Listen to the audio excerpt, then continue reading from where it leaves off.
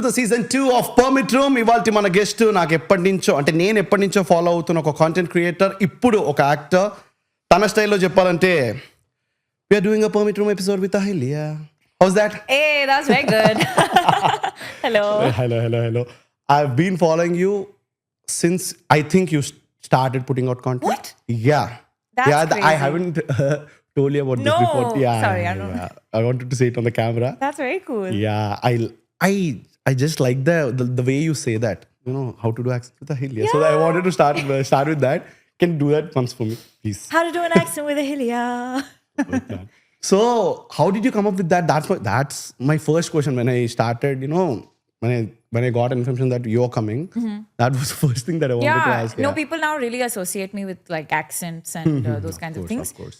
I think I always like tutorials on YouTube or on Instagram. I love being explained or broken down something. Okay. So making an accent breakdown, I felt was like this way of taking this fun party trick I do and turning it into something that you can find fun but also educational. Yeah. And then the song was just like some random thing, man. So there was no point to it. Cool. Yeah. But I also tried when you do those tutorials, no? I tried to do those accents, one? but the Russian one, I like the Russian accent. Nice. But basically, you have to have good English for that. So I just backed out. You have good English. What are you But talking I about? feel very inferior, no? From childhood, I was, you know, English is kaisa, English is kaisa. Ghar mein bhi, if I आप talk बहुत English, अच्छे बोलते हो. thank you. Coming from you, I think, yeah, it's good only. But my ghar mein bhi, if I talk some English or something, my mom is like, you want to go to some spoken English classes or something? I got offended. Like, मैं बहुत insecure हो गया and I didn't talk English only. आपका mother tongue क्या है? Mother tongue Telugu Telugu है. Okay. Telugu మాట్లాడతారు కదా ఇప్పుడు. కొంచెం నేను మాట్లాడుతున్నాను, నేర్చుకుంటున్నాను. Yeah, that's very nice. అంటే most of the you know other వేరే లాంగ్వేజ్ ఆర్టిస్ట్స్ వాళ్ళు అందరికీ నమస్కారం. Yeah, that's the first thing they do. అందరికీ నమస్కారం. ఎలా ఉన్నారు? బాగున్నారా? So you've done your research, I think, no? I have done my extensive research because I do not want to make TFI disappointed. But it'll happen if it's going to happen, so I can't also control. No, this dialogue is enough. No. You don't want to disappoint TFI. You are already inside TFI. That's too sweet. Yeah. So you're in Hyderabad also. How's Hyderabad treating you, know? Hyderabad is very nice. It's very different to where I come from. I was just surprised. I'm staying in high-tech city and it's like very high-tech. Of course, it's yeah. like just 2036 or something. Yeah. So I like it and I enjoy, I think there is like a different vibe to a North Indian city, for example. Like Mumbai and Hyderabad are like worlds apart. Yeah, I've been to Mumbai. I also have a complaint about Mumbai. Yeah, Mumbai is very annoying also. Very annoying at the traffic, the roads and all. The people there only complain about it. So I'm open. I like how large the roads are here. Like, I think I take the ORR really often to go to set and stuff. So I really enjoy the drives. But you also have pretty bad traffic here. Yeah, of course, man. Have you been to Bangalore though? No, and I don't want to for the reason of the traffic. Otherwise, I love Bangalore for its food and its like culture and stuff. But I just don't have that much time in a day to like be 3 hours in a car. Got things to do, man. Exactly. And I've been to Bangalore, I've been to Mumbai, and I love Hyderabad more now. I think so too. There's something about like also South Indian cities. I also love Chennai. I also come from Pondicherry, so I'm a bit spoiled with like how far things are. Everything is like 7 minutes away approximately, which is like an amazing feeling to have. I've been to Pondicherry twice, I think, but I didn't have a good experience. I'll just share. Tell me, please. Yeah. Okay, I'm ready to defend my hometown. Tell me. Well, I'll talk about that afterwards. But you like to be in a 2036 setup as such. I like it sometimes, but it's not like my way of living either. I like it as like a novelty because it's new, something kunja kotta. Kotta. Is that the word? Yeah. I'm not wrong. Yeah. Okay, Pata is old. The way you said that is very... The accent is bang on, man. Hey, thanks, man. I dubbed myself in the movie I've done. So Yeah. I put a lot of effort to get it not sounding accenty, but it will a little bit. That was visible. Like you putting in efforts was visible in the film actually. And Shalini came last week. Yeah. Yeah, she was also saying that girl put in all her efforts. Sharon in the is film. really Yeah, sweet. She's being very kind. She's a cool person. yeah, she's very funny. Also, we had a great episode, and hopefully this will also be a very great episode. But yeah. So this is the best first podcast of yours. Yeah. Doing a- If you didn't tell me your bad story about Pondicherry. I will Okay, you will definitely. tell Yeah, me, yeah. okay. So yeah, I wanted to make this the best podcast, but yeah, we'll try. So I've been to Pondicherry with my friends. Firstly, I went. मैं जब गया था, it was summer. So the नहीं weather, and we went for a holiday. No, yeah. Summer में.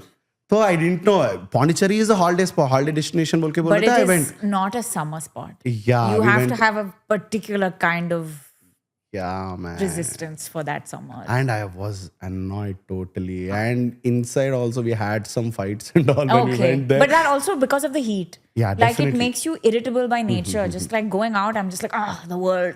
Annoying. Because of how hot it is. Yeah, and I booked a stay which was which was attached to a highway. So it was very far away, and That's my pretty friend, bad, man. You should watch my content. I give good recommendations should on have, these I kinds should of things. Yeah. But that was that was in between a forest or something. Forest kind of setup it had, and we 4 friends we went. What was the place called? I don't know, remember the name, but it had all kinds of animals there. But there's cat and dogs and all, and we are shit scared of animals. Oh, We 4 guys. man. So everything was going downhill and we were fighting and it was not a good experience. The only good experience I had was having a lemon soda there in that. Ayyo, that's really sad. I mean, I will say that it is not for everybody. And I don't expect Pondicherry to be some kind of a dream destination for most people. There are many things also. You can't blink it. There's no blink it there. Yeah. Which I think for a lot of people who've lived in a metropolis, it's a bit of a difficult thing to deal with. Also, everything closes at 9 p.m. So there's no like, hey, 12:30, let's find something to eat. You can. There'll be always fried rice. But apart from fried rice, you're not going to get any food after 10. But it's home. And so you have to be a specific type of way to live in a place like Pondicherry. And I think I am that kind of way. So you were brought up there. You're not born there, no? No, I was brought up there. My mom moved me there when I was 3 Okay. because I think she wanted me to grow up in an alternative setup. Because I was born in Mumbai.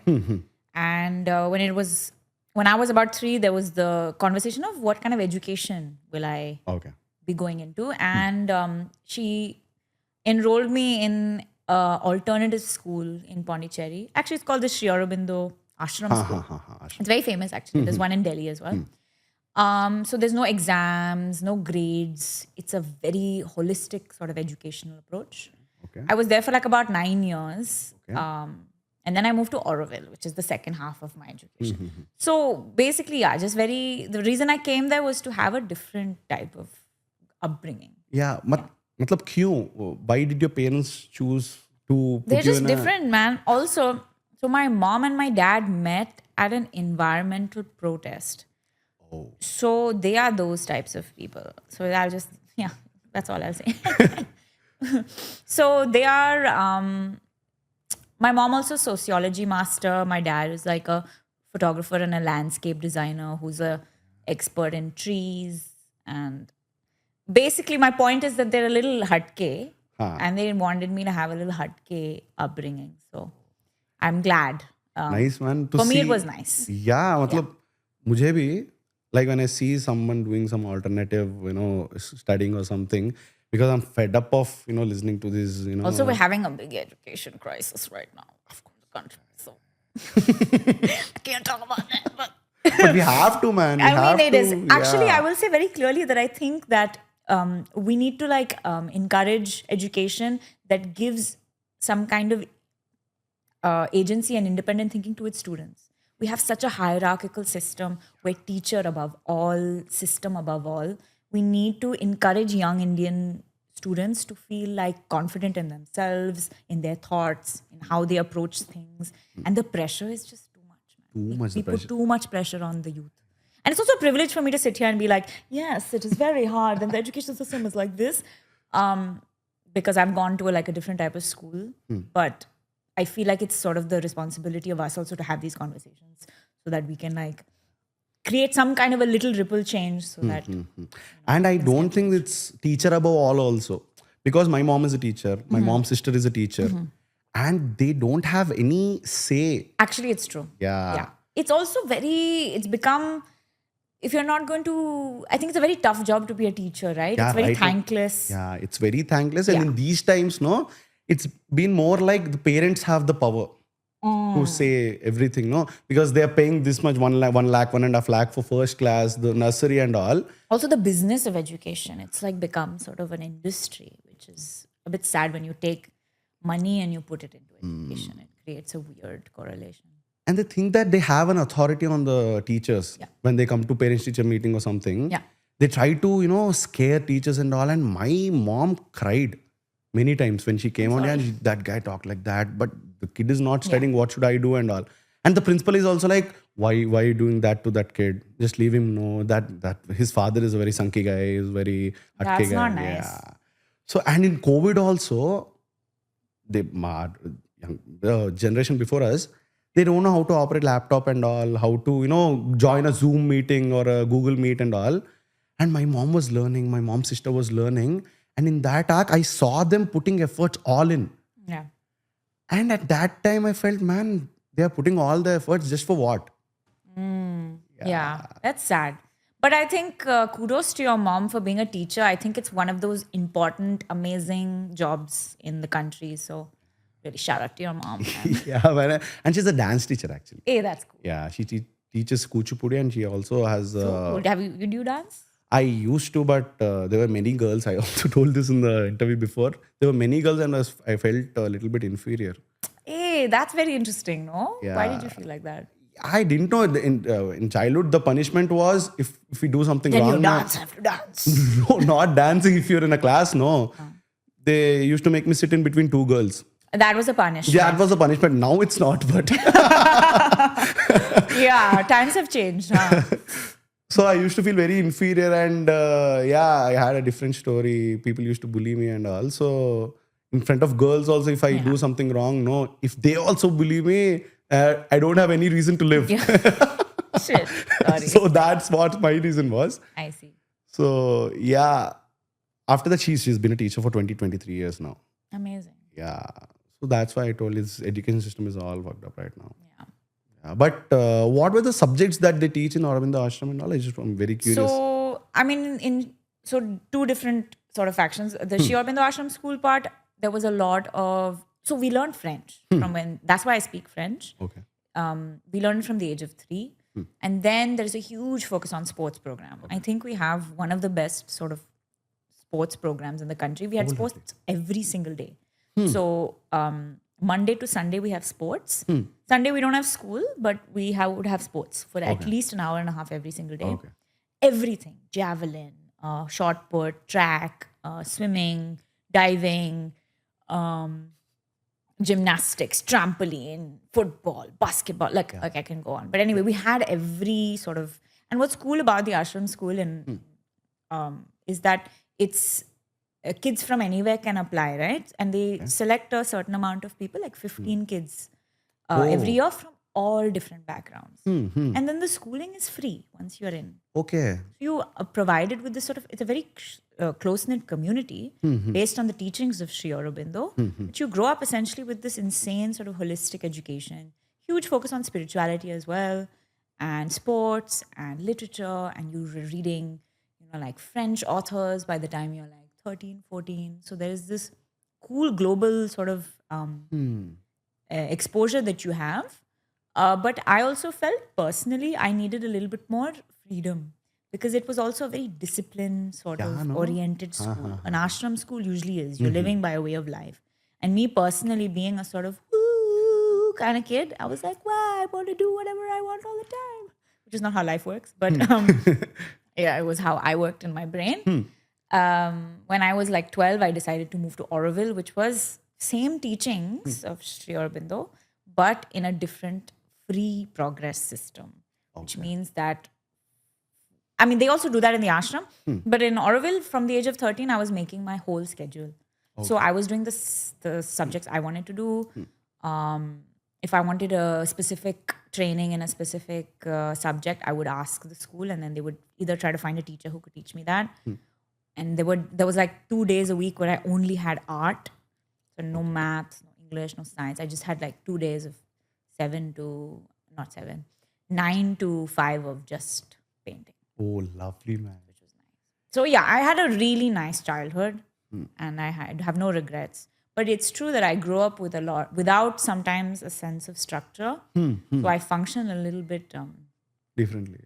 differently. And it becomes hard to sort of fall into certain ways of being in a like city and stuff. I'm just like, Yeah. I'm also very sensitive to like sound and like it makes me sound a little bit.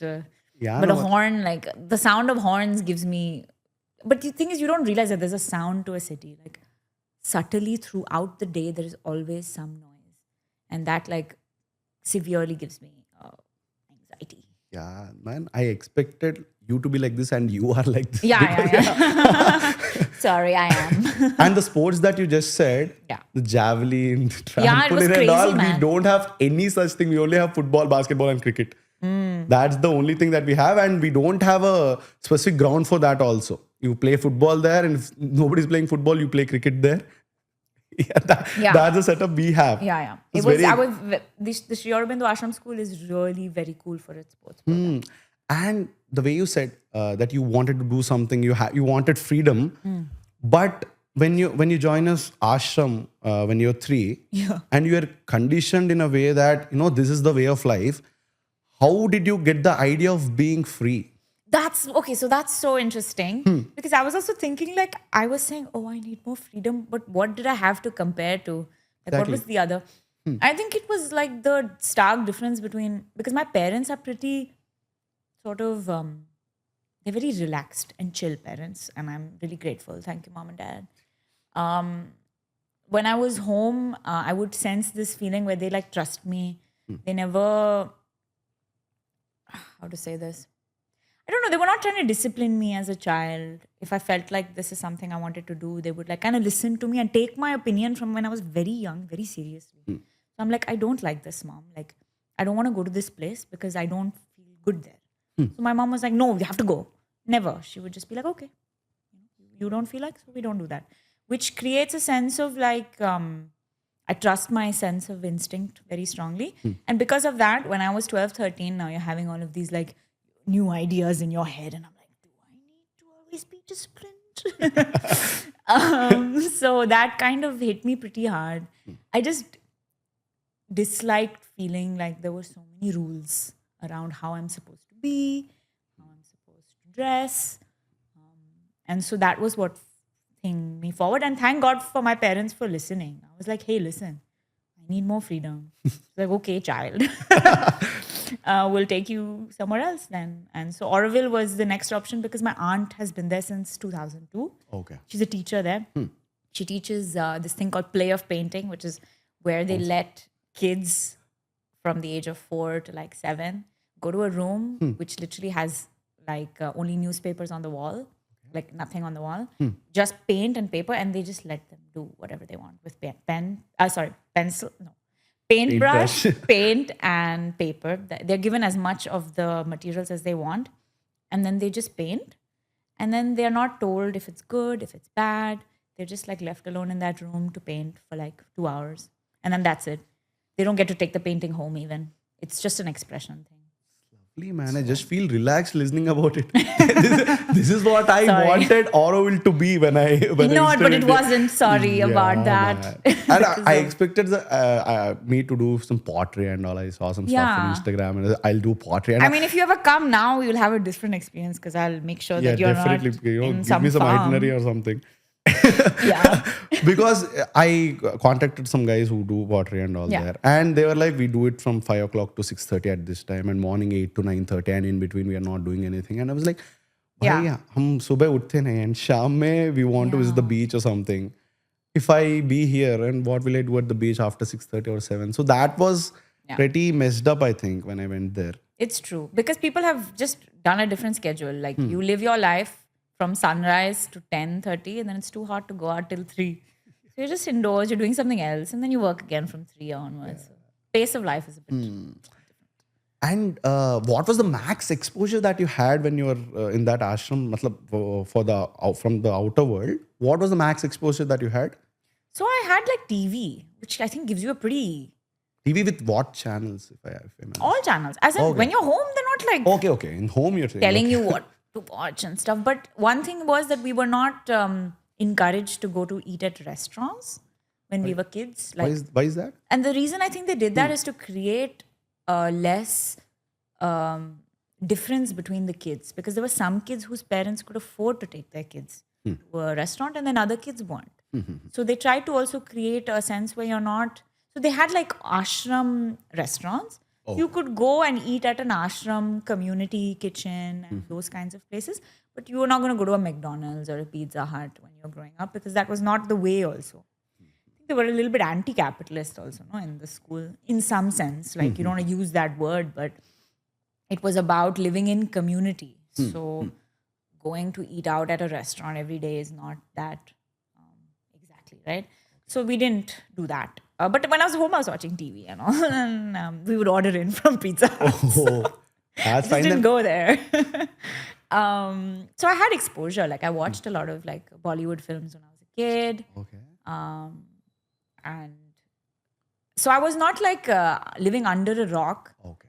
but I did have a pretty unique sort of experience.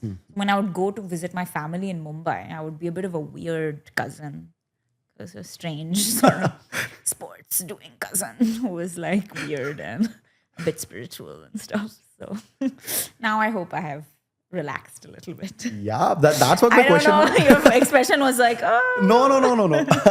I'm just, try to sink in everything that you're talking because. Also, I talk very fast, so maybe I'll talk a little slow. No, I'm understanding everything. So that's understanding English is not a problem. No, I was not trying to say that. Just me generally. I go Yeah. like, I keep talking. So that's what my question was. You're brought up in a ashram school, and when you meet your cousins or something, they are in a different mindset, and your mindset is of being spiritual, and you're reading French, and you know what being. How do I put this? Being forward thinking is. Yeah, in some sense, yeah. In being independent is, and they are not like that. So did you have that ideological clashes when you meet them? I mean, when you're a kid, basically people just wanting to play only. So there was not too much. But as you get older, you realize that you have different views about the world. But still, family is family. But I don't have too much difference because plus then internet came. Then it was like we were all living similar sort of connected experiences outside of school. Certain things, I think what I did appreciate is that in the life I had, you could not get things immediately. Also, that part was not there. And there was a lot of stuff you had to do for yourself. They also instilled a sense of like seva for community. So that was a really nice thing to grow up with. I didn't feel this sense of like, how do I say, people working for you. Like, the world is at your time. You have to be on time. You have to respect other people's time and care about each other. So that was very nice. It was not like each one for his own. So I think that way I was a little bit more in that vibe. But I was also a bratty kid, man. I just, I had like tons of flaws. So I want a Barbie. I was like that also. Lovely. But it's very easy to get attracted to this kind of lifestyle, right? Some people working for you and you get Blinkit, the 10 minutes, not Blinkit The at that time. convenience But of the modern yeah. Indian life in a city is insane, which I think disconnects you sometimes from some of the activities that used to be fun. Like going to your local grocery store was a social activity. Because wahan pe, like, you have your neighbor, your neighbor's mom, you have auntie, uncle, you have a little chat. Oh, how is this going? Oh, you okay? How's your back? That whole conversation used to happen at the grocery store, which now doesn't really happen. You're just like 7 minutes me at house, which is crazy. I am born and brought up in the city. So I like that, Blinkit coming in 15 minutes. I don't have to go to the grocery shop and all. But somewhere I am also a little bit uncomfortable now because the next generation, my sister or my aunts or uncles, daughter, they don't even go to a sweet shop to bring a samosa or something or sweet or something. If you go to a fast food center to get fried or something, they don't do anything. Yeah. They just order it online. And I think it's a huge privilege, very, very huge privilege. So weren't you attracted to that when you went to Mumbai or when you I went to mean, when these I'm in places? Mumbai, I'm not some high holier than thou person who's like not. I will use Swiggy Instamart if I need to, but it's not like an integral part of my life. And because of where I live, I know. I think what happens is you forget what life was like before these apps and these features came into our lives. So it's almost like you have an amnesia. But we used to live just 5 years ago without all of these things. 10-minute delivery is like what, 6 years old? Yeah. So we all have a collective memory of what it was like before. So I'm still in that world. So that's why it feels very normal to not. I really like going to shop for myself, like vegetables and stuff. Just feels nice. Feels nice to pick which tomato you will eat today. Like, I don't know. But also, again, privilege because I have the time. I have the time to go. I have the time because I'm not rushing to feed 3 children. I'm not trying to get to my corporate job and then make it in time back. Like, there's a lot of things that I'm privileged, which is why I'm able to stop and be like, hey, isn't it nice too? So I also want to acknowledge the fact that it comes with a lot of privilege. But like, we have a new generation coming up and we're able to sort of, in some way, hopefully decide what type of society we're moving towards. And I hope that we realize and we go all the way full circle and realize that it was actually really nice to all hang out, right? To go and see each other in person was great, and to see the face of people that do so many crucial jobs for you, like your tailor, your I don't know, car mechanic. Yeah, So to actually just like anyone, meet them, yeah. it's nice. It's like cool to meet people, man. Yeah, exactly. I realized that going for now I like to meet people. I want to go out. I Yeah. want to. So the thing that you said about tomatoes and all, like there's a weekly setup in near my house. In Telugu we call it Kuragayala Santa. Okay. Kuragayala Santa. Kuragayala Santa. Yeah. Okay. We go there and we bargain. And the people are there also are like, क्या बेटे last time तूने last time रालेद Nuvvu. Huh. She doesn't even know me. I'm going for the first time. Yeah, but she still have a little argument with you, no? And I'm also like, the last time you gave these tomatoes to me in 20 rupees per kg. Now you're saying 30. So that's a conversation that I love. It's therapeutic for me now. Yeah. In this whole chaos. So yeah. It's like some normalcy, like we're still just people. Exactly. And I'm very intrigued about the food that you had in the ashram and all. Oh, yeah. Yeah, is it sattvic food or you used to have those masalas and all also? Very, very personal question, but yeah. We had masalas. But actually, so we have anyone who's been to Pondicherry and around the ashram, there's this place called the dining hall, which like feeds the whole ashram. And they have this dal. And it doesn't have some crazy spice, but it's the best tasting dal I've ever had in my life. It's something about ashram dal. I don't know what it is. So we had like sort of sattvic friendly food. There was no real non-veg food. Everything was mostly veg. There was a focus on health. So there was like a bit of an attention. And a lot of the food would come from the ashram farms and stuff. And you knew that the people who were making your food were people that you see around. So there's a big connection. You have a connection on every step. You eat something, you know that the rice has come from here. The person who's cooked this maybe is also your sports teacher. And there's just like a circularity to it, which was very nice. But yeah, it was kind of sattvic. Yeah. And then I would crave like a French fry sometimes, So when you go home, you order something. Yeah, and then I would have a French fry at home. Lovely. But when you said that you acknowledge that you were privileged to, experience all this, I don't see people acknowledging that you're privileged and all. And I think this also comes because you were in that ashram and all. So I just want to ask, do they teach gratitude, as a lesson or something? Or is it imbibed, integrally that, you have to thank people for something and all? I think it depends on how also, what are your, what's the word for it? What are your priorities? Also like family wise, I feel like my mom was very like, always be grateful for what people do for you and stuff like that.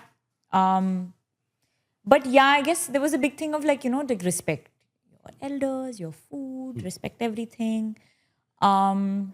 But wait, what was your initial question? You said something very particular that I wanted to answer. I just wanted to ask about gratitude. Practicing gratitude is a regular thing, or it's imbibed in the, the way of living there? I think it is a little bit the way of living. But like within those, you'll have people who are not very grateful, and then you'll have people who are grateful. But for me, the whole conversation on privilege, I just find it a bit crazy that people will not admit that you have a lot of advantages when you come from specific types of backgrounds. Like, and I don't understand why people are like, no, I did this all alone. But you are standing metaphorically on the on the shoulders of people who have sacrificed things for you before you. Maybe an uncle who risked everything financially to be able to send you to school. And there's so many levels, you don't just show up and you're fully formed. There's a history that has happened. So I find it a bit strange to pretend that anyone can have the life you've had. I'm not going to go and tell people like, you have to live the way I've lived, because it's not possible for everybody. And it's also fine to admit that. It doesn't make you... a lot of people say that I'm out of touch because of where I grew up. Fair, I am out of touch. I've lived in a very specific, unique context. I don't want to make apologies for it because I'm not sorry I lived like that. But it is true that there's certain experiences I don't understand. But teach me, have the patience. I will listen to you. I will try to hold space for your experience as much as anybody else's. So I think that's like my philosophy in life, is to be self-aware and then be aware of what's happening around you. Two types of awareness. You in relation to others, and then outside, inside, just be aware. That's a lovely space to be in. Yeah, exactly. You have to be like that, because you will definitely be bashed if you're not aware of the situation that you're in. And it's really, it's a bit scary also to say the wrong thing these days. I won't lie. You have a new pressure. Also you've done content. Yeah. You know what it's like to be on Instagram. Say you slip and you say one wrong thing, taken out of context, blown out of proportion. Now you are, I don't know. Now you are You the hate target. cricket now. Exactly. Maybe. That's a very, Cancelled. cancel. Every day when I shoot content or something, I'm scared. I'm also scared. If there is any little bit in an edgy line or something, I just, even if it's a good joke, I just want to omit it. I don't want this because I don't want to. I'm looking at the long run, not a short run. Exactly.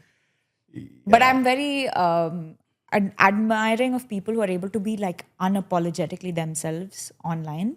Not in a bad way, but like the ones who are nice people, when you're able to say what you believe in and all. Yeah, and I'm jealous also. They are not, they are talking what they want to talk, and they're not getting cancelled, and they are finding a way. They find a thin line to talk and not get cancelled. That's a huge thing. Yeah, massive respect to them. Yeah, crazy. No, but there's certain things that are very universally human that everyone will relate to. So I think if you find that way to communicate a complicated or sensitive topic in a way that like everyone will be like, actually, I could imagine this happening to me also. So it doesn't seem so crazy. I think that's why when I see like this conversation on privilege, you've grown up like, I don't know, in Colaba, in Mumbai, and you're like, you know how tough life was for me, growing up in the streets of Colaba. It was really very tough for me. So it'll just be a little context, awareness kahan hai. So anyway, you have to be a bit smart about it.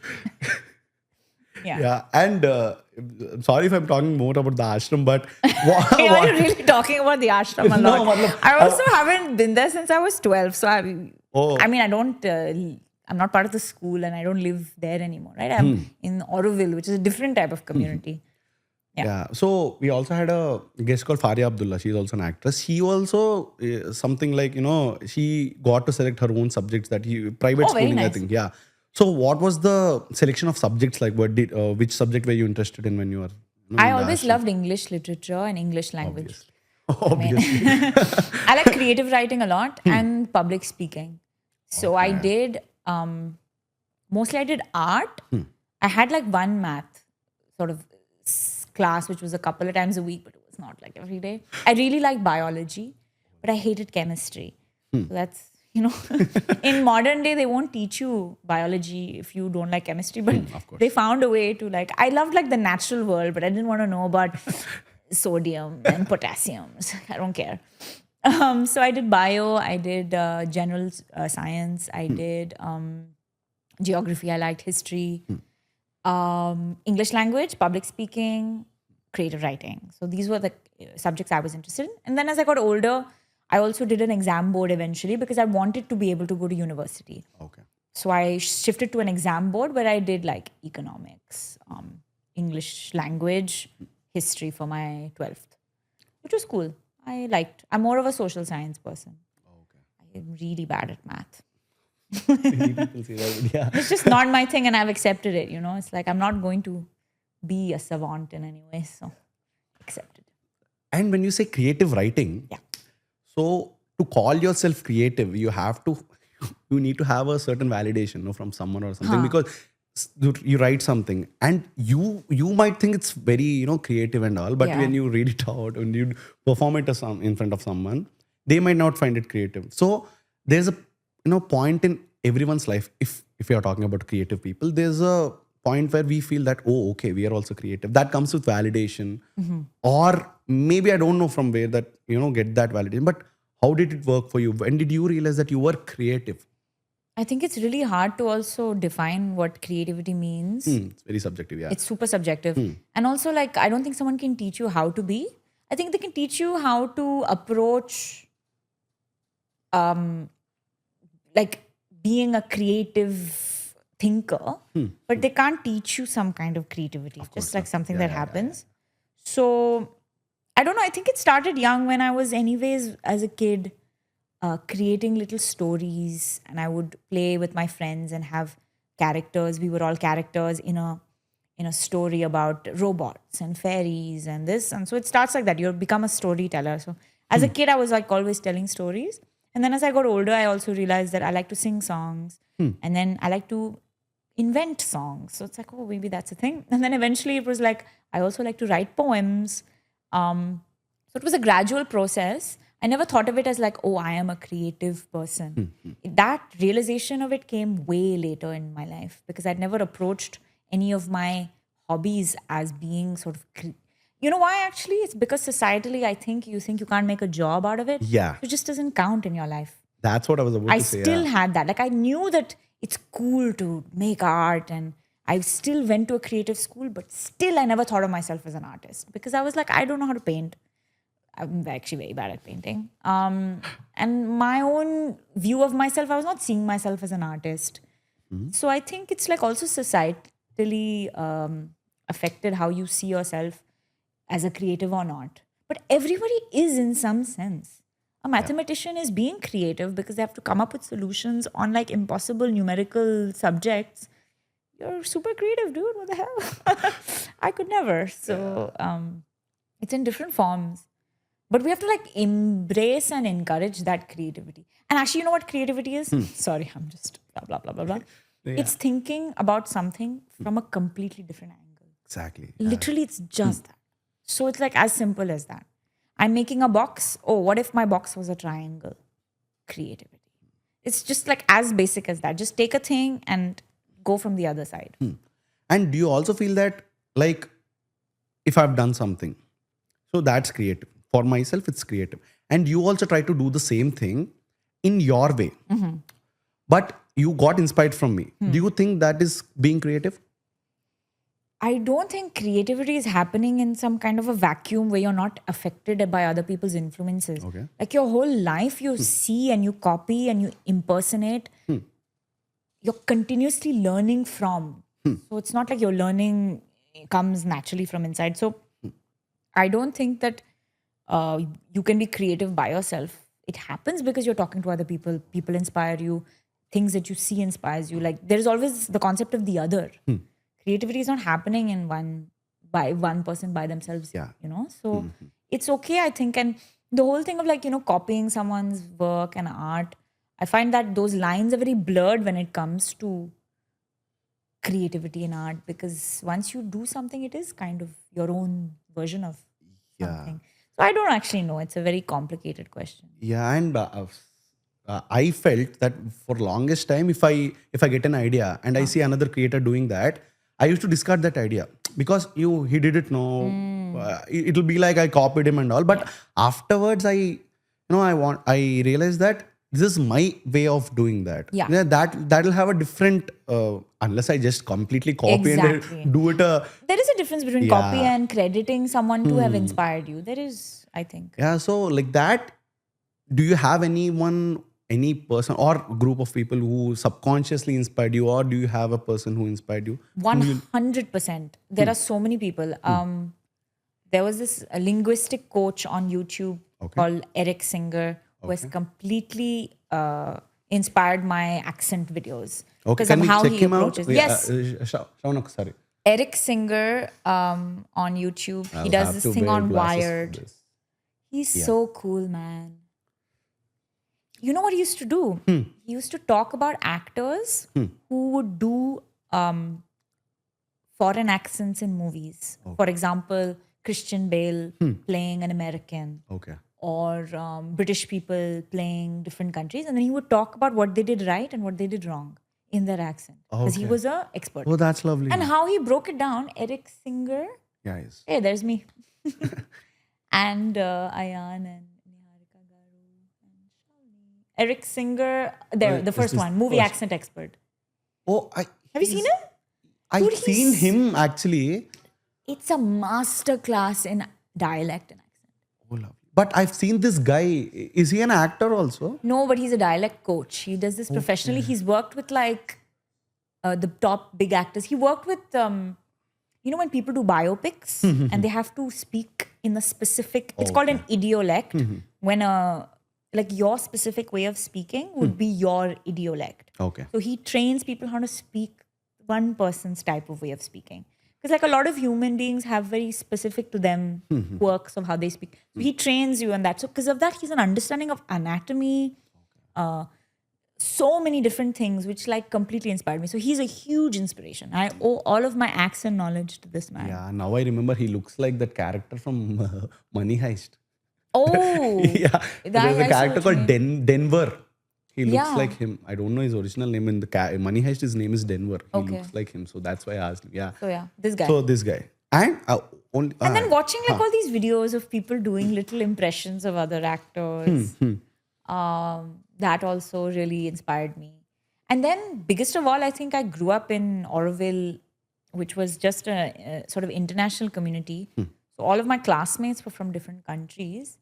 So I would just be impersonating like my friend's mom, or like my neighbor who talks in a specific way, or my teacher who has a very strong German or Spanish or French accent. So there was just so many people in the community with very distinct, different nationality accents. So I was inspired by them as well, because otherwise, like, where is my reference? Like it's coming from people I grew up around. And how much cinema is there in your inspiration? You told you saw Bollywood movies and all. Yeah. So which film was the first film that you watched? Do you remember? I think my first film I ever watched was Titanic, which is a pretty intense movie to watch. But I remember watching it when I was like 4 and crying and crying and crying. Back then Because I was also. very empathically linked still to like, I could tell when something was happening, which was sad. So I felt very bad when he drowned, man. Anyway, spoiler. Anyway, so the Titanic I remember, and then Om Shanti Om I watched. But I was so young, I didn't speak Hindi yet. Okay. I went to watch it with my bua, and my poor bua explained the whole movie to me every 10 minutes. So I'd be like, now what's happening? And then she'd be like, okay, so now Shah Rukh Khan is now born again. So she was explaining it to me like in live as I watched it for the first time. So those were like my first movie. So did you understand it though? Him being born Visually, again. I understood what was happening, but I didn't have the jokes, the Hindi dialogue, the references of the movie industry. At that time, I didn't know who Rajesh Khanna was or all of these different big names at the time. So you grow up and then you learn. And then, Yeah, but and those were the first movie memories I have. Yeah. And I follow you a lot because I gauge that you have a Shah Rukh Khan film as your inspiration, because I thought Which one? some Shah Rukh Khan film, some Mehuna or Om Shanti I mean, Om, I've watched Kal Ho Na Ho. I love Om Shanti Om is one of my top 10 films of all time. I truly adore that movie. And in Farah Khan films, no, you definitely have the references to other films. Yeah, I think a lot of my humor comes from those films. You know how they're very like there's something extremely goofy about that movie, which is it's like peak humor. I don't know how to explain it. It's meta. It's like Exactly. funny. I love that humor. Yeah, I've learned. I love meta humor. There's a It's so scene in Om meta. Shanti Om where Shah Rukh Khan or the other character, I think, he says, Dosti mein no sorry, no thank you. And there's a guy with a cap and he writes, Dosti mein no, and it says, Barjatya or something. Yeah. Rajashri films and all. It's lovely. I love those little nods. And actually, the film Singeetam that I'm in has a lot of meta Oh, humor. lovely. I believe it to be quite meta as a movie. Yeah. But man, looking forward. I'm very much excited. Yeah, we thought we'll plug in between. Yeah, the perfect No, you can plug here. it in anywhere, but you choose when. Sorry. It's okay. Yeah. But coming to the content creation. Yeah. Man, as I told you, I've been following you from, the time you started 21, 22. Wow. to That's like 2021. OG follower. Yeah. I'm the OG follower, and I introduced you to many of my friends. So really they know you through me. So I take the credit for that. That's nice. I'm so happy. Thank you. So I just want to talk about that username of yours. Yeah. I am very particular about my username. Huh. I know I didn't sleep for 2-3 days to decide my. What is your username right now? In the first it was disastrously sarcastic. Okay. Okay. It was very naive, and my friend suggested that, and I felt I was in that Jawani Ka Josh and all. I'm being sarcastic, and I'm disastrously sarcastic, man. And in college, many people tried to copy my me being so influential in college. Yeah. So they tried to call someone as a disastrously sarcastic guy. He added guy in the ending. How dare. And, yeah. And one girl is like insanely dramatic. Yeah. They can't do this. This is actually plagiarism. Exactly. They can't do this. Yeah. This is outright copying me. And the other guy is like, this is a sarcastic guy. Just no efforts. He removed disasters and all. So I was very particular about that. And after that, when I was an RJ, you had a thing that you have to have an RJ in the username. So I had that, my name, just RJ Saran and all. And now it's, I talked with my friends and all, and I came to a conclusion where my name is Saran. So I did a small video. He's laughing already. So I did a wordplay that now it's surrender yourself. Honestly, it's not bad. But your expression says No, it's not bad at all. And I believe that pun humor is some of the highest forms of humor. you can bash me. It's you don't have to be sweet here. My name is also a pun. Like my username on Instagram. Yeah, that's is why a I pun. wanted to ask. Yeah. So do you also had a I thing had like an this? evolution. So first I was, my friends in school used to call me, I don't know why, Ahils to the Mills. Okay. Which was like I think it was kind of like a hip hop reference of like, it's Ahilya to the millions or something. Cool, so it was cool, like cool. Ahils to the mills. So that was like for 3-4 years. And then I was like, I'm not a child. I cannot have an Instagram username like this. So I, like you, was like, what is a good pun with my name? So I was thinking of just putting a hell yeah, like ELL. Hell yeah. But actually on Facebook, my name was Ahilya Hell Yeah. For a Yeah, really that's long time. good. Yeah. No, that's bad, bro. It's bad, dude. It's cringe. But To a guy who And named then himself disastrously sarcastic. That is good. no, That's a good one for me. disastrously sarcastic is sweet only.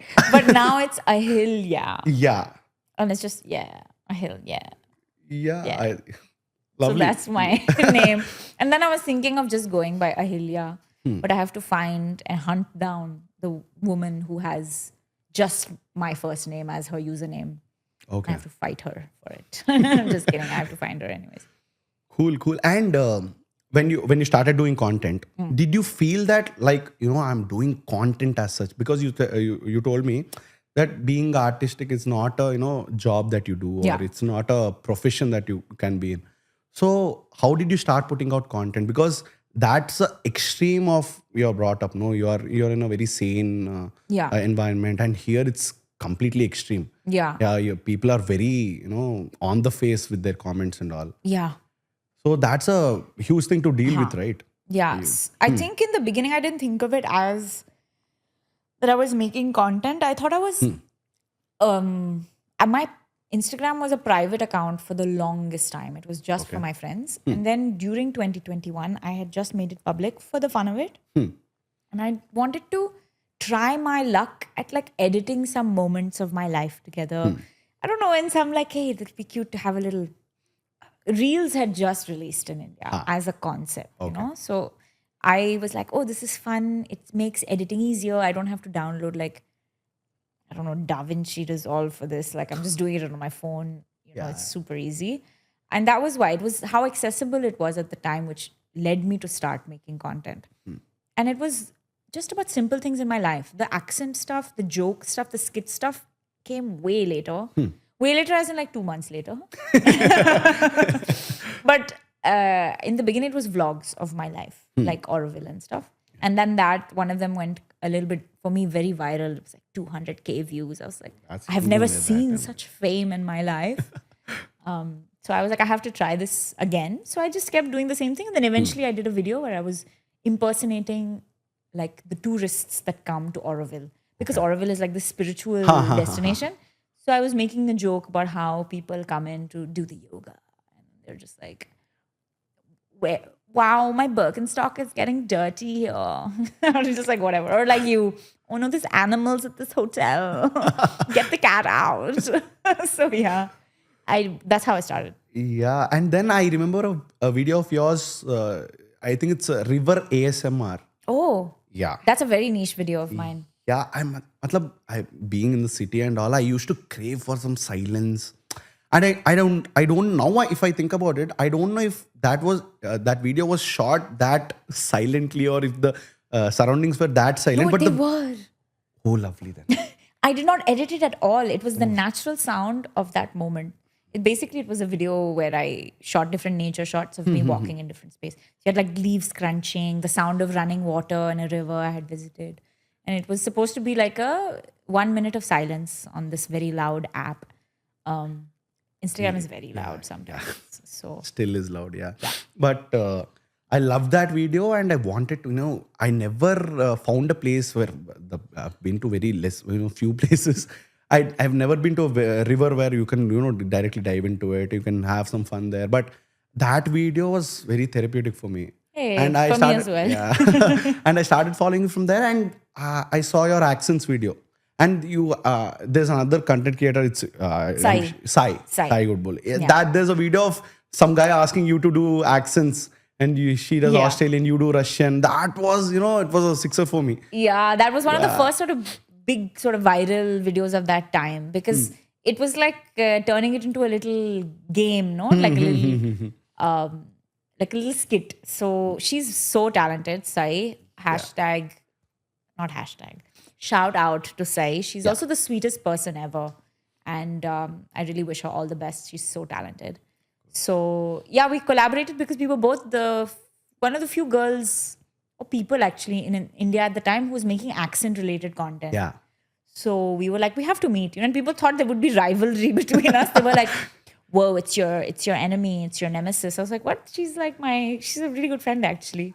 And we don't have anything against each other. Yeah. So and after that, you started doing some, what do I carry if I go somewhere? Oh yeah. So that's such content. No, I saw a video where I became like a influencer-ish kind of because it became sort of interconnected. Like I also wanted to find a way, in all honesty, to be able to work with brands and find different niches of audience. So some people want to know about, like how I'm living my day-to-day life. Like what are the things that I'm choosing to have with me? And then some people wanted to just see accent content. And then some people wanted Auroville content. So I tried to find a way to, and then travel content also. So I wanted to find a way to merge everything because these are all interests I have. And that was kind of the way to not just do one thing. Because otherwise it gets so boring, Like I would have stopped doing it a long time ago if I was only making accent videos and I was like, this week's accent is Slovakian. I would have died by now. So yeah, I wanted to keep it fresh. Yeah, and some of the videos were not sponsored. A lot of it wasn't. I really tried not to do sponsored work till a good 2 years into my. Why? Why is that? I think I felt like it made me sell out as an artist or something. But actually now I'm just like, this is my job. So I'm not going to complain about someone paying me to do something I do really often all the time, which is accents. I'm less apologetic about it. I used to be really feeling ashamed about having a brand collaboration or an integration in a video because I would be like, it's so cringe. But actually, if you do it in your way, I try to choose my brands that I work with also. Like, That's a great privilege, man. sorry, did I just not check my privilege? It's true. It's just that like there's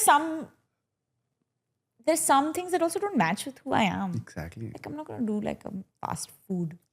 It's so random. Yeah. I'd be like, hi, I'm from Auroville, organic. Now I'm gonna have a Big Mac.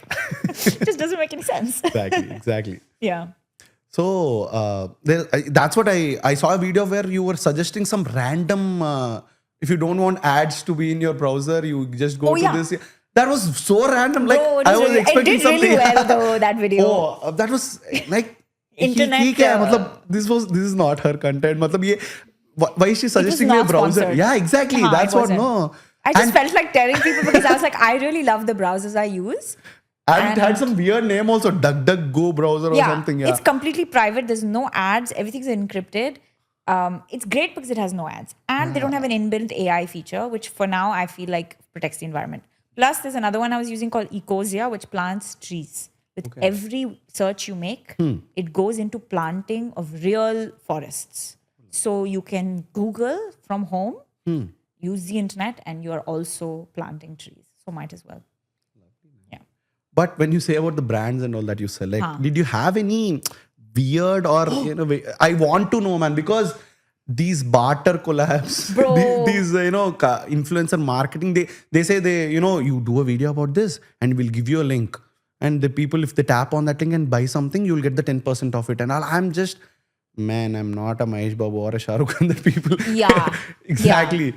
So any such incidents that you faced? I mean, I've had some awkward brand conversations because one thing is that like you have this like creative agency that is there and they come up with ideas for you. Ideas are very bad sometimes. Very bad, man. It's also, I remember there was an era where they wanted to make all of these videos like Gen Z slang. But it was like 35-year-olds writing what they think 17-year-olds talk like. Exactly. It was like, oh, it's giving. Oh, what a serve. Oh, yay, clock it. And it's like nobody talks like that in live, So it was very disconnected how they were understanding the youth of India or whatever. So sometimes they'll pitch me an idea which is awful. Like, can I talk about this? It's been enough years. Okay. So there was this brand that had a product that wanted to raise awareness about a specific kind of illness. Okay? Just going to call it an illness. Okay, it was cancer. Sorry. Okay. It's not funny. Yeah, it's not. That's why. Yeah, it's not. Which is why the story leads to why it was not funny. So they pitched me this idea. We want to raise awareness about this. I was like, cool, let's do it. And then they were like, okay, this is how we want to think about raising your awareness. We want to talk about this disease in 10 different accents. I was like, but brother, what? Excuse me? In what universe? And anyway, I was shook because I was like, bro, dude, that's just in bad taste. It wouldn't have been funny. And it would have just... Anyway, so I realized very early on that like a lot of people who work in these marketing agencies are a little bit crazy. I don't know what else to say. So I was like, no, we're not going to do that. Thank you. I like to have my job and credibility in this industry. Thank you. So I said no to that. So, but yeah, these are the kinds of things. Sometimes they pitch you an insane thing. And also they think they know your content more than you do. Exactly. It's like, bro, I know what works. I know what people like. If you let me do everything, like with all of my creativity intact, then I'll make you something that'll work. Yeah. So why are you wanting to control every aspect of it? It's not going to work. And then sometimes they are like, bro, what is your, target audience like and all? They ask me. And I say, this is my content. I do comedy content and all. And then, but what I observed was, and he explains me my content. Okay. Yeah. So you know what works on your page is really Yeah. this thing. So we feel like you should actually do this. And at some point it becomes like a, hierarchical system because he's paying you. Yeah. He thinks he owns you. Yeah. Yeah, man. And brand collab बोलते हैं last में थोड़ा सा subtle plugin Yeah, चाहिए बस. yeah. And after we make the video, that approval process is such a mess, man. Yeah. You write a very niche. So for Telugu audience, there is more of cinema references in the content that I do. So I write, for example, they say there's a Rajnikant scene which I want to, put in this video. And that guy doesn't know anything about Rajnikant or anyone. And he's like, can we remove that Rajnikant portion? Bro, that's the main thing about the you video. know that because you have a clock over your audience. Exactly. You understand their pulse, what they like. So I feel like they don't trust your vision sometimes when they are coming for your vision only. So I'm like, then what are you here for? Then you can just get anyone to do this, but you're here to have me do it. But I'm lucky because I've tried my best, and the people that I choose to work with usually give me a lot of space to do my own thing. It's a very lovely space to work with, yeah. Because But it's very clear when I didn't have creative freedom, and you will know. If you see, you know when you know. I'll go back and I check. did not have a say. Yeah. Anyways. But the reworks that happen when you send the video to them. Yeah. That's also very painful, man. मतलब बोलते हैं यहाँ पे थोड़ा 5 second का plugin चाहिए बस 5 second कर दो. And I kept it for 4.5 seconds and all. भी 5 सेकंड नहीं है ना. It's not 5 seconds. No, we talked about 5 seconds. No, can you please increase this? And I have to shoot, everything twice, everything 3-4 again. times. No. I've learned to say no recently. Hey, good. I'm really proud of you. Yeah, man. Needed to happen. I also need to be proud of myself. Do you have a manager? No. Okay, that also. I think actually I can't say no on the face because I'm very bad at I saying also can't. That's why I have a manager. I can't even also ask people to Lovely, pay but me. I'll do it for you for free forever. I would never say anything back. So I need someone to be an interface because I have no idea how to speak numerically.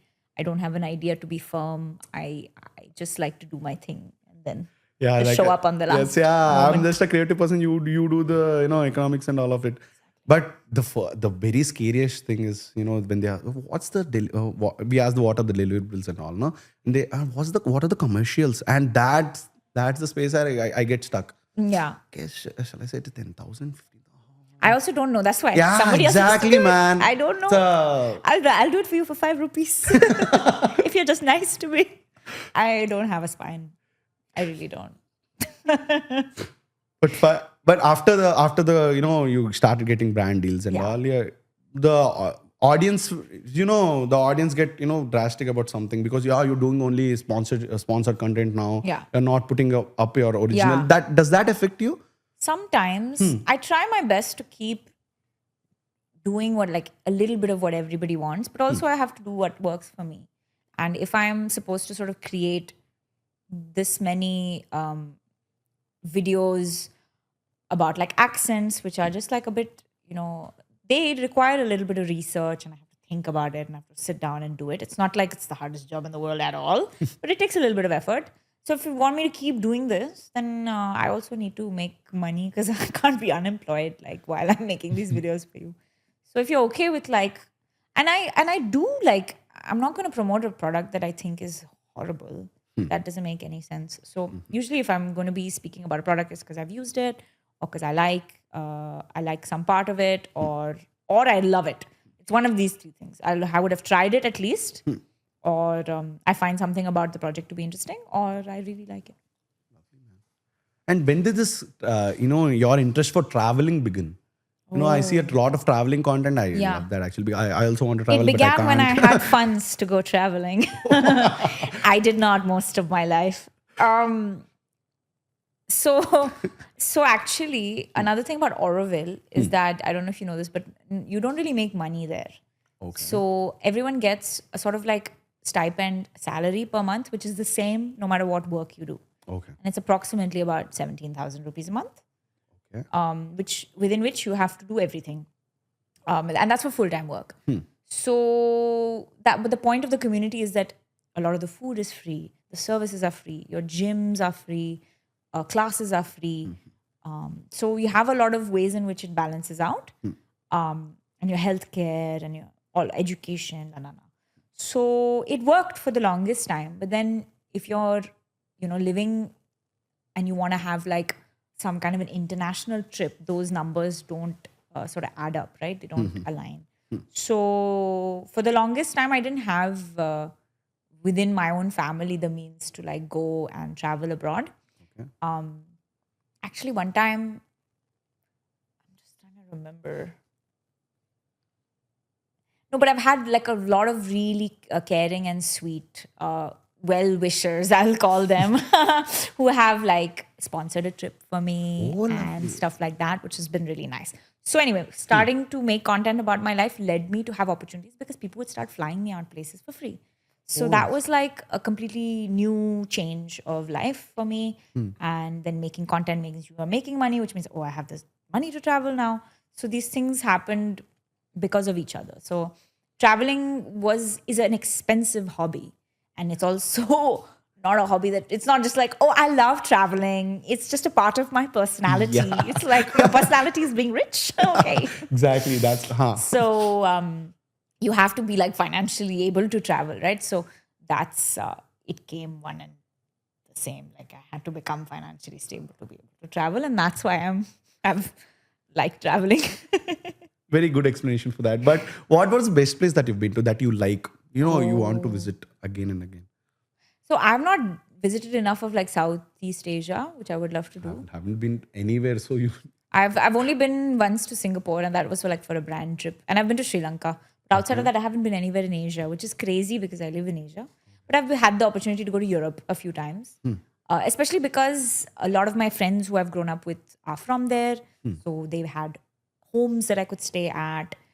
People who have cars that can drive me around from one country to the next, road trip type. So like there were a lot of support systems which allowed for those trips. And because of that, I once went to, I don't know what country I like the best, but I've been to Switzerland and it's really beautiful. It's really beautiful. I went for a jazz festival, which was on the river or the Lake Geneva. Lac Le Mans, whatever it's called. And it's just stunning. And it's so clean. And it's so beautiful and peaceful and quiet and lovely. I do quite love Switzerland. Yeah. And I also saw you went to a music festival. I don't remember the name. It's in India only, I think. Oh, yeah. Zero. Zero, yeah. Yeah, in Meghalaya. Also, what a beautiful state. Yeah. Amazing place, Meghalaya. My friend was also there and I saw it in your videos. He went there after, I think it's for 1 week. It's India's first zero waste festival. They are actually very good on it. There is no plastic allowed into the venue. Everything is paper.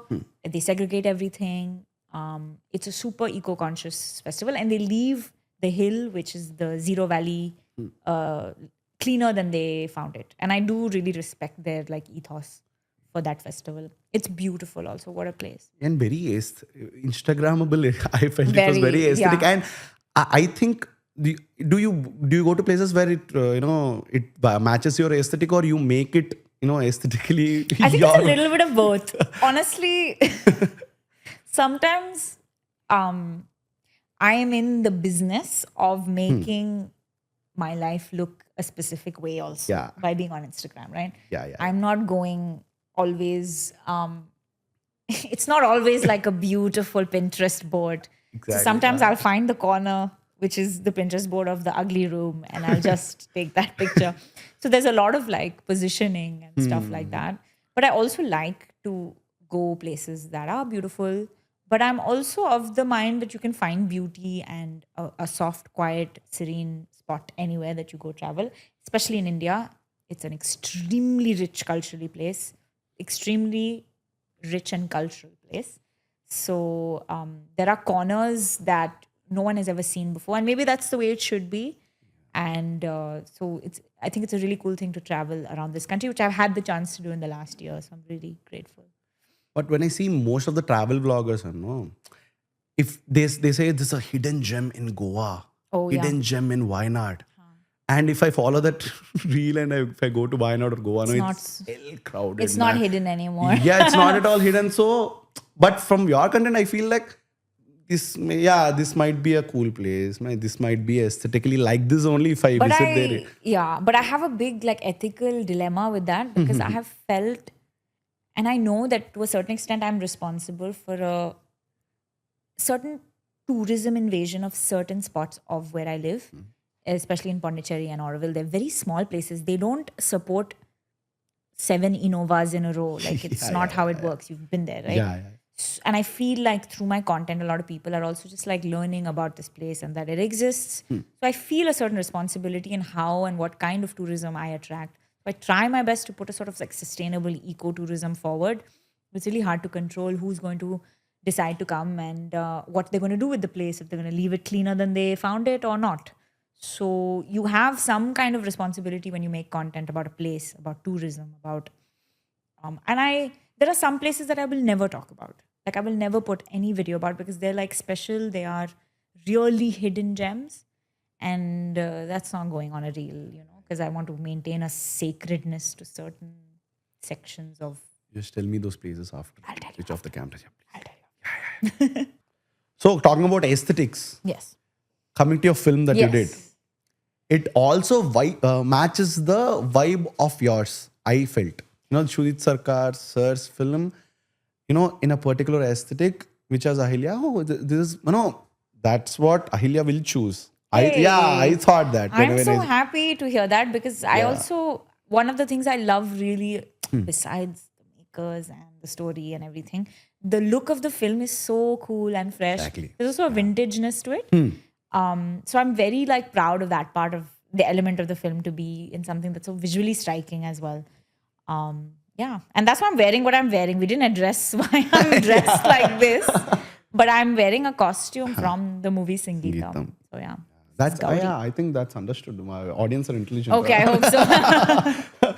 But I want to know, how did you land in this project, Shoojit Sircar sir's project? Because I've heard many stories of Mumbai where, it's very crowded for auditions and all. It's, they say the city of dreams and all. Hyderabad is there's also, like a 1 kilometer line type. Exactly. And you being a content creator, did they approach you? Did you get a message or you went through an audition process? How was it like? So actually, I was one of the lucky people because I got a DM. And it's funny because I got a DM from Shoojit's team and then I also got a DM from Nagi sir for this film. So both of these projects have come to me through inbox on Instagram, which is crazy. Yeah.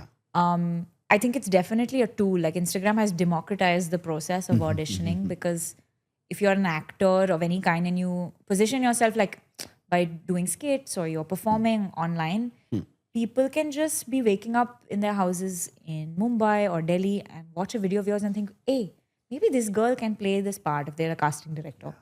So that changed the game because I didn't live in Mumbai, but I still got a message. And then I flew down to meet with the director, with Shoojit.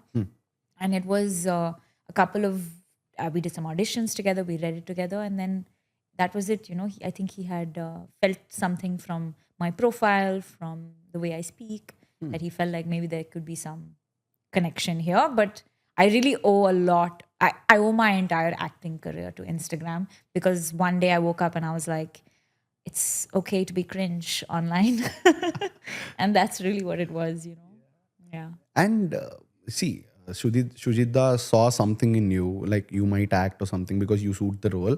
But how did you take it? Because as such, you weren't doing any sketches or something, or you were acting in your content, no? Yeah, I mean, I was doing impressions of people. And then sometimes I would write a little skit where, like air hostesses be like, and I would pretend to be an air hostess or something and do a voice. Yeah, there was a content with Nirmal, that stand-up guy. Yes. Yeah, namaste. Namaste. Namaste. We pretended to be foreign tourists in India and who are vlogging and stuff. Exactly. So those kinds of things I was doing. But I guess it helps to show like if you can play characters. Exactly. So it's like that. And I think that was what he had initially seen. Actually, it was the producer, Ronnie Lahiri, who is the producer of all Rising Sun films. And he had seen my content during COVID. And I think he had like a connection moment when they were casting for this movie. Also, there was a space because this character is an NRI character, and I don't know if you can notice, I have a little bit of a strange accent. I don't say it's You strange, don't but think? Yeah, that's very sweet. A lot of people say that it's strange. Also, a lot of people think it's fake. It's not fake. It's because I grew up in the schools I went to, and everyone was from everywhere. So whatever.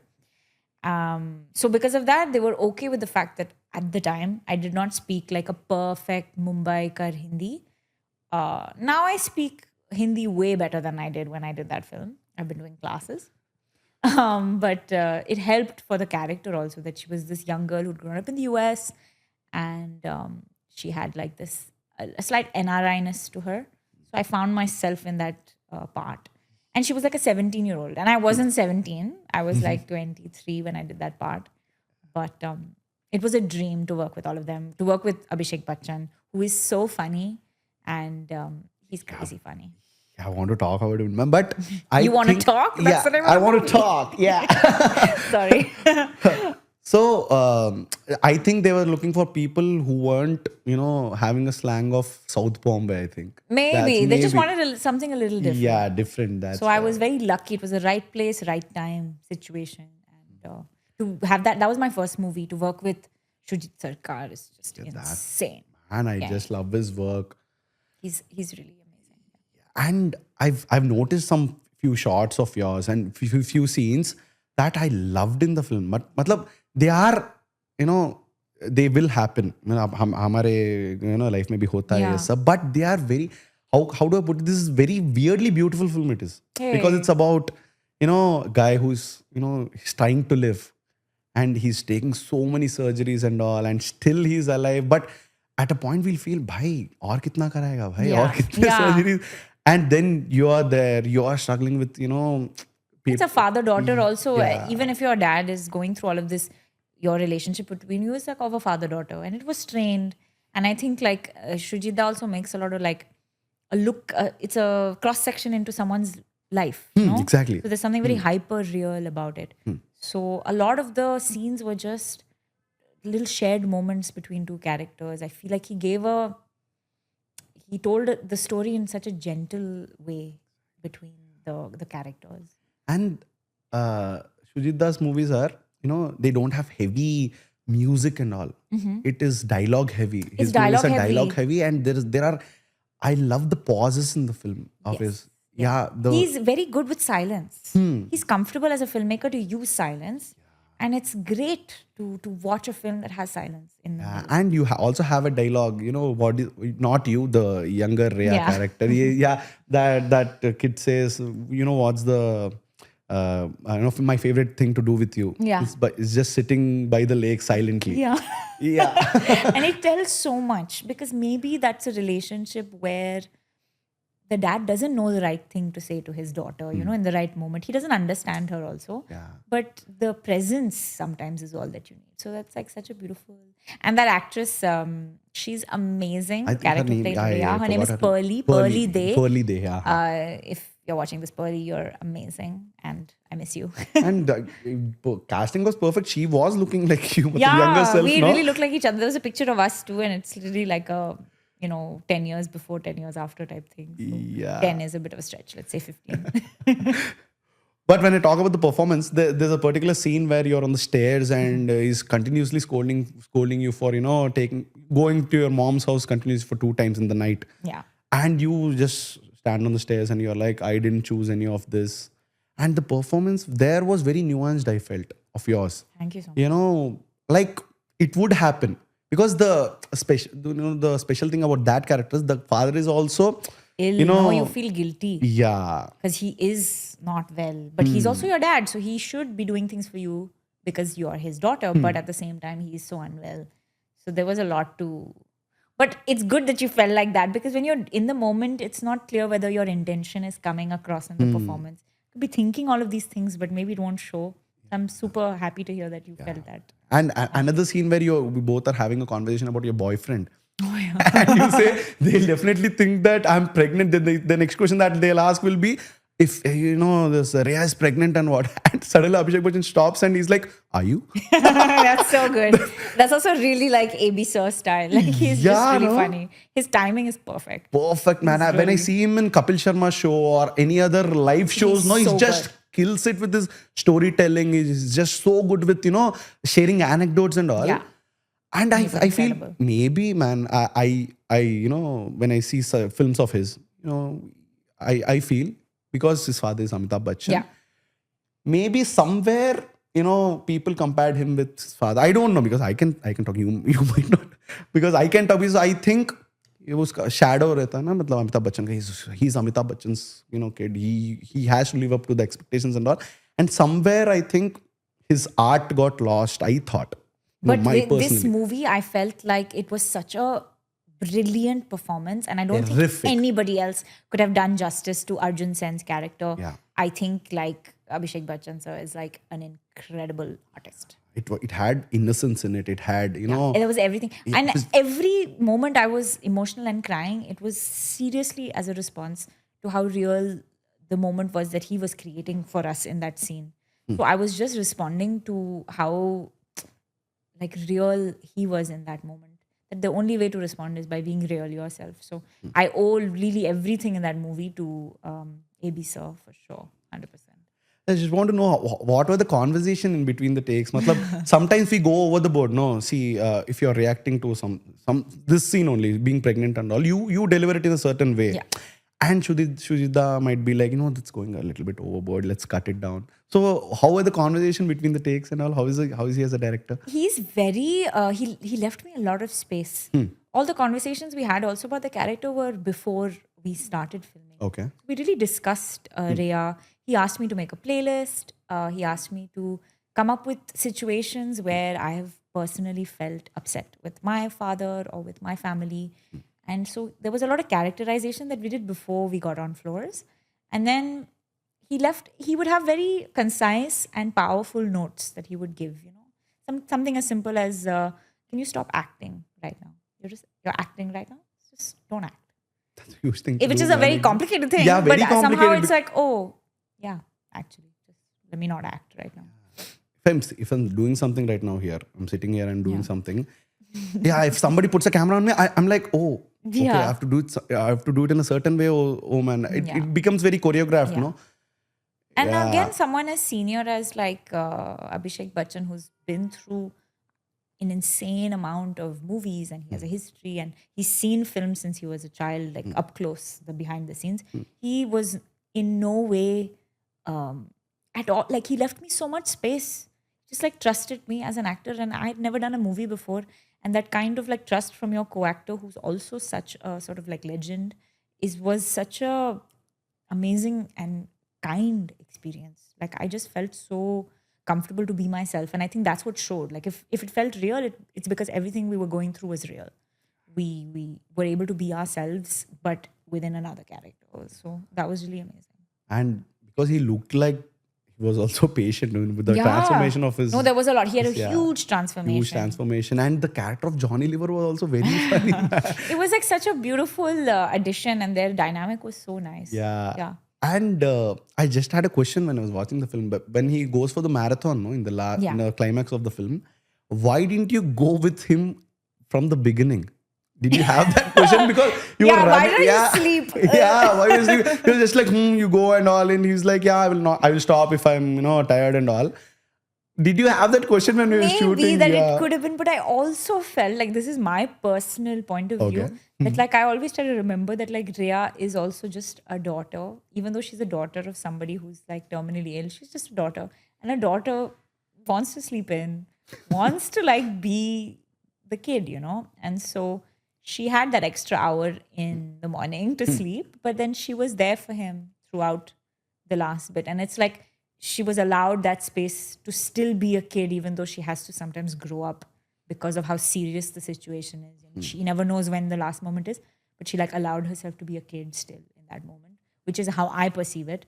But maybe, Rhea, you could have gone in that. Yeah, exactly. That's what I to be felt. there Because, for him. Yeah, you were running after, some cop called you in the film. But yeah, I thought you starting se chale gaya to ho jata tha na bol ke. No, but yeah. But when you look back in retrospect, how do you define I Want to Talk? As a film or as an experience? I think, wow. It was my first experience of being on set of acting professionally in that way for a film. So, and also it was the first time I was in the US. I'd never been to the US. Okay. So there was a lot of newness and first times in terms of like, okay, this is the first time I will have to cry for a scene. Like, how will I do it? So it was a lot of figuring out things. And with the team, there was a small, intimate team. Everyone felt like family. There was a sense of like a humanness to the whole set, which even in Singeetam, I feel very strongly. It's a young team. Everyone's fun and cool and is in love with film, you know? So I think that's what I really felt like. That experience of I Want to Talk was doing all of your scary first times of acting, but with the best team for it, you know? So that's what it was like. And I think these films like these should be made with a certain amount of love, no? Yes. Because these films are not trying to be something. Matlab, Yeah. They want to tell a story, good story. They are not relying on yo pan India reach chahiye abhi, you know. It's not, you know, efforts. Matlab, maybe in the making there are efforts, but I think these kind of films are made with warmth. Yeah, you know? and I think it's also not forcing an audience in the sense of like, it knows that the people who appreciate this kind of cinema will find it, but it's not searching for that audience, like to find ways to draw it in. It's like, come watch this moment in a person's life rather than come one, come all for this experience of a lifetime. So it's not like that, you know? Doesn't try. That's the beauty of such films. But when you see the box office result of the film or the reception in the theaters, that's what box office is, sorry. Yeah. So how do you take it? Because you believe that you were making a film and it's a pretty good film. Yeah. But if it's not making enough money or it's not doing well, how does that affect you? Because working in a film, this is the first time for you, and not working out is also the first time, no? But for me, somehow that was never part of the discussion. And again, that is a privilege because I never, I don't think I was worried that it was not going to be received because it did not do some kind of numbers. Like, it was never my thought. I knew that it was like a form of art and craft that maybe isn't for everybody, and that's totally okay. I didn't go into it thinking that this is what a successful outcome is of this movie and this is not successful. I got opportunities to meet makers and speak to people who had watched the film and felt something, people who had family that had similar, you know, like cancer family. Cancer family is not the right way to put it. 1 second. Let's go back a second. Okay. Family members who have cancer. Yeah. I'm still laughing. Sorry. 1 second. Okay, cool. Okay. We've laughed the first time also when we addressed cancer. And No, I don't know why. It's just such a scary word, the C word. Okay. So I've also spoken to people who'd watched the movie who had family members with cancer, and they all had this thing to say that they'd felt seen. And I felt like that was what it was for me, the success part of it. Like, you enjoyed watching this little moment of time and you enjoyed the performances and it touched you. That's it. So I never felt like that. And also people really enjoyed it on OTT. And sometimes a film like will not be a box office attractor for huge amounts of reasons you can never predict, right? Yeah, and there are many And there's reasons. gems, like incredible films that have never done well numerically, but I don't believe that to be a quantifier of a success. And sadly, it becomes because people don't make more movies that don't do well, etc., etc. But sometimes you got to make something for the art. Do it for the art, man. Don't do it for the money. All in for art. Yeah. Man, yeah, but you also got an opportunity. I think for this movie only, you attended film fair. How was that experience like, man? That was crazy. Your opening shot of your reel was, you know, Shah Rukh Khan coming out of that, you know. Yeah, that was insane. Man. So in that way, it was a huge success for me. No, it was insane. To be part of also a list of actors who I really look up to, it was insane to be also nominated in 2 categories. Exactly. Which was crazy. So I felt super grateful and also like, I was entering a new world a little bit. But it never is as glamorous behind the scenes as it looks like, because you are also like, it's really hot and Actually, just waiting there for like hours and stuff. So it's like 6 hours there. Matlab, I haven't been to as a guest actually, but I've hosted a red carpet for a film fair. So you know what it's like, nah? Yeah, I know how So it's like. it's a little non-glamorous. Yeah. So it was not also like the most glamorous event, but I felt like the king of the world. No, I felt really cool. Mostly because I was thinking of myself as a child, watching myself. So that part of it was really sweet. And then Shah Rukh Khan walked past me. So I was like, good This day. is the same film fair where Vicky Kaushal and Shah Rukh Khan dance? No, not that one.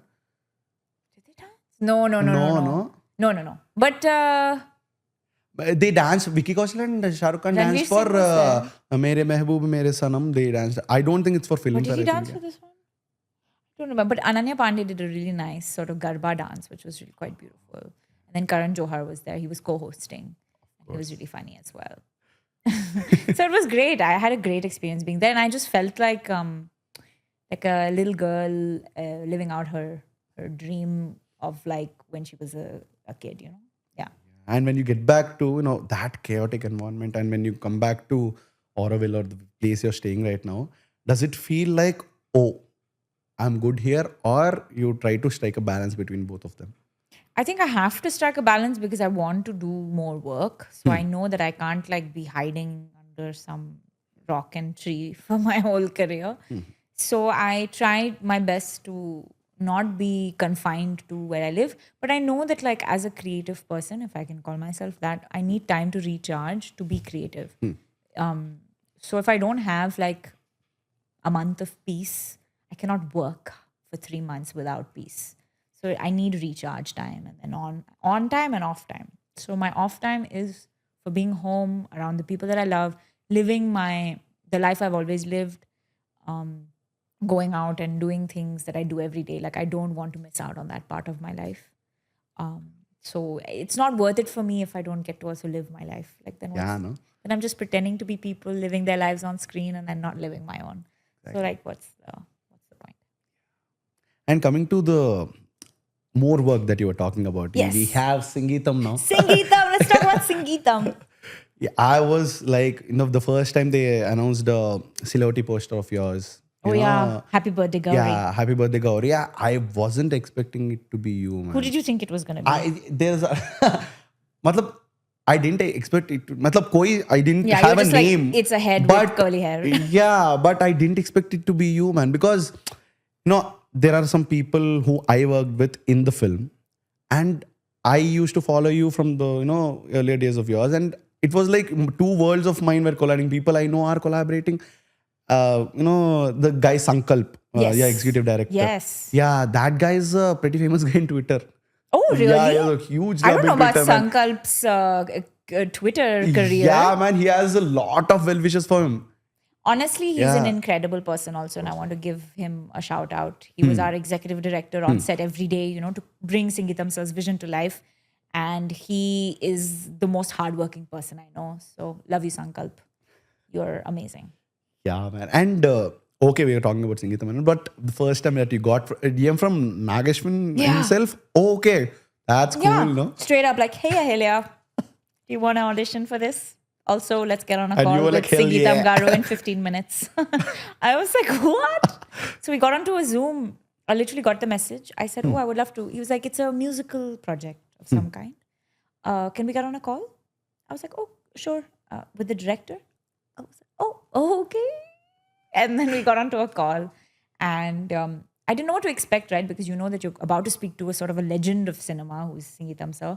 And you know that he's 94 years old. So there's a specific... I was a little bit nervous to how to present myself. Of course. But he, from the first moment, had this insane sense of humor. He was so funny. He just had funny things to say. Okay, so this village, everything is really crazy. It's going to be like this. And Gauri, she's also like this. And he just had this almost like sort of ageless energy, which was insane to behold. Like I was so happy to have that first encounter. And then I had to do a in-person audition, which I did. And then I didn't hear back from a little time. So I was like, sad. And then eventually I got the news that I got the part, which was a crazy moment. Lovely, man. But when Nag Ashwin messaged you, Yeah. tell me honestly, did you know who he was? Yes, I'm not. Where is That's crazy. No, because first of all, okay, but I'll say that at the time, my reference was Kalki. Okay. Because it's the largest. Like I didn't have the Sitaramam reference yet, and I didn't have the Mahanati reference. Since I have watched all of his films, not all of them, but like I watched a big section of all of his sort of very classical cinematic experience films. And now I can proudly say, yes, Nag Ashwin sir followed me since a while, and it was really cool. But I actually had auditioned for Kalki also. Oh. But like they were doing pan-India auditions. I don't know if you remember. I mean, but basically we were they were in that auditioning. circle of, getting auditioned for Kalki, but yeah. No. I was not even an actor. I was just like Okay. living in Auroville, but they'd done an Auroville outpost. Okay. They'd held auditions. There was like little posters everywhere. So all of the budding actors and interesting dancers, also fighters, because there's Kalari Payattu. Some of my friends who are Kalari Payattu fighters, it's a martial art. They are in the movie in one of the fight sequences. Okay. Because Pondicherry and Auroville is famous for that Kalarigram. So anyway, so we were all there, all the budding poets and writers and performance artists waiting in line to audition for Kalki. And I remember I had given a take and I had read some monologue of some. That was really bad. That was in English or what? I did it in English because I didn't speak any other language at the time. So yeah, anyway, so that was like 5 years ago. So then since then he had followed me for one of my reels. And so getting a message from him was like, whoa, and it was about a film. So it felt pretty crazy. Yeah. And you have Nag Ashwin here. He's talking about working with a person who is a legend. Yes. Because, and in Telugu, people are very much culturally.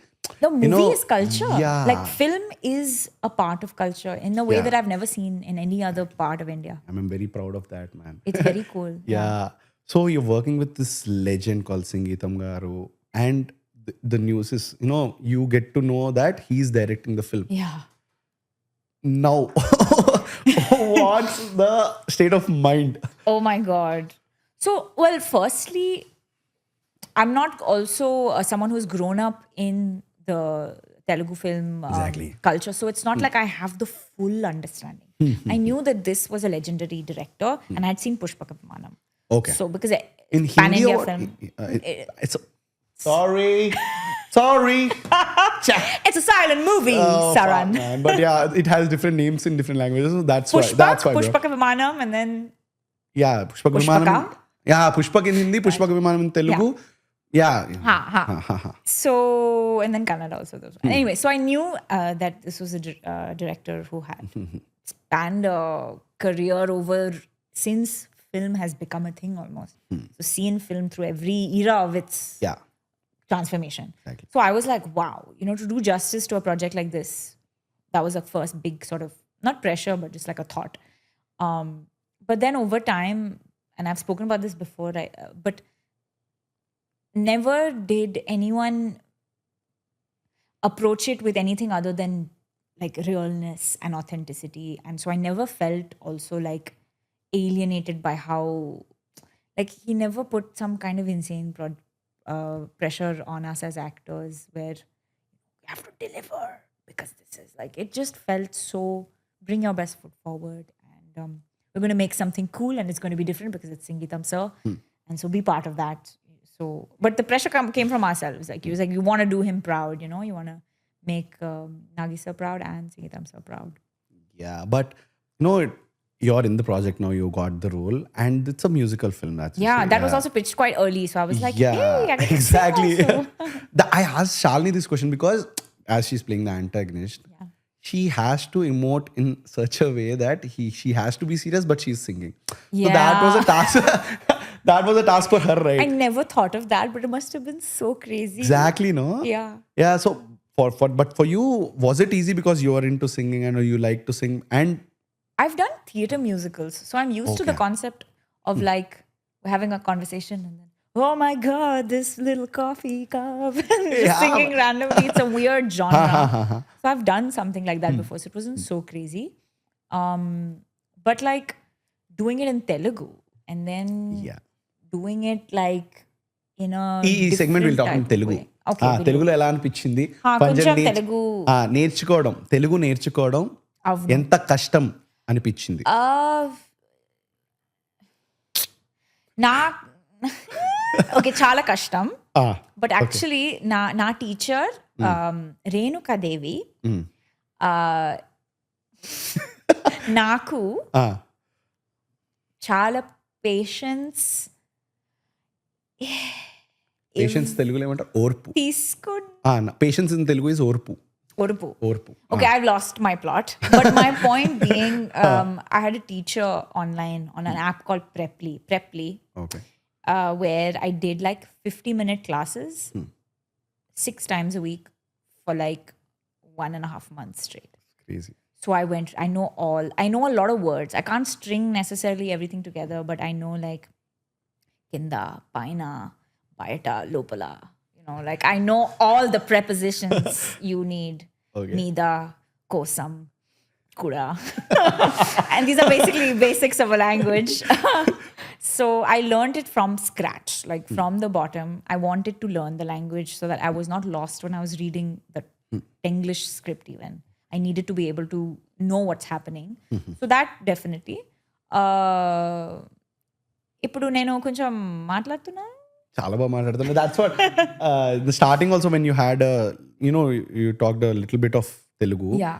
That had an accent. That was I don't know specific area as such, but it's a Andhra slang that you spoke.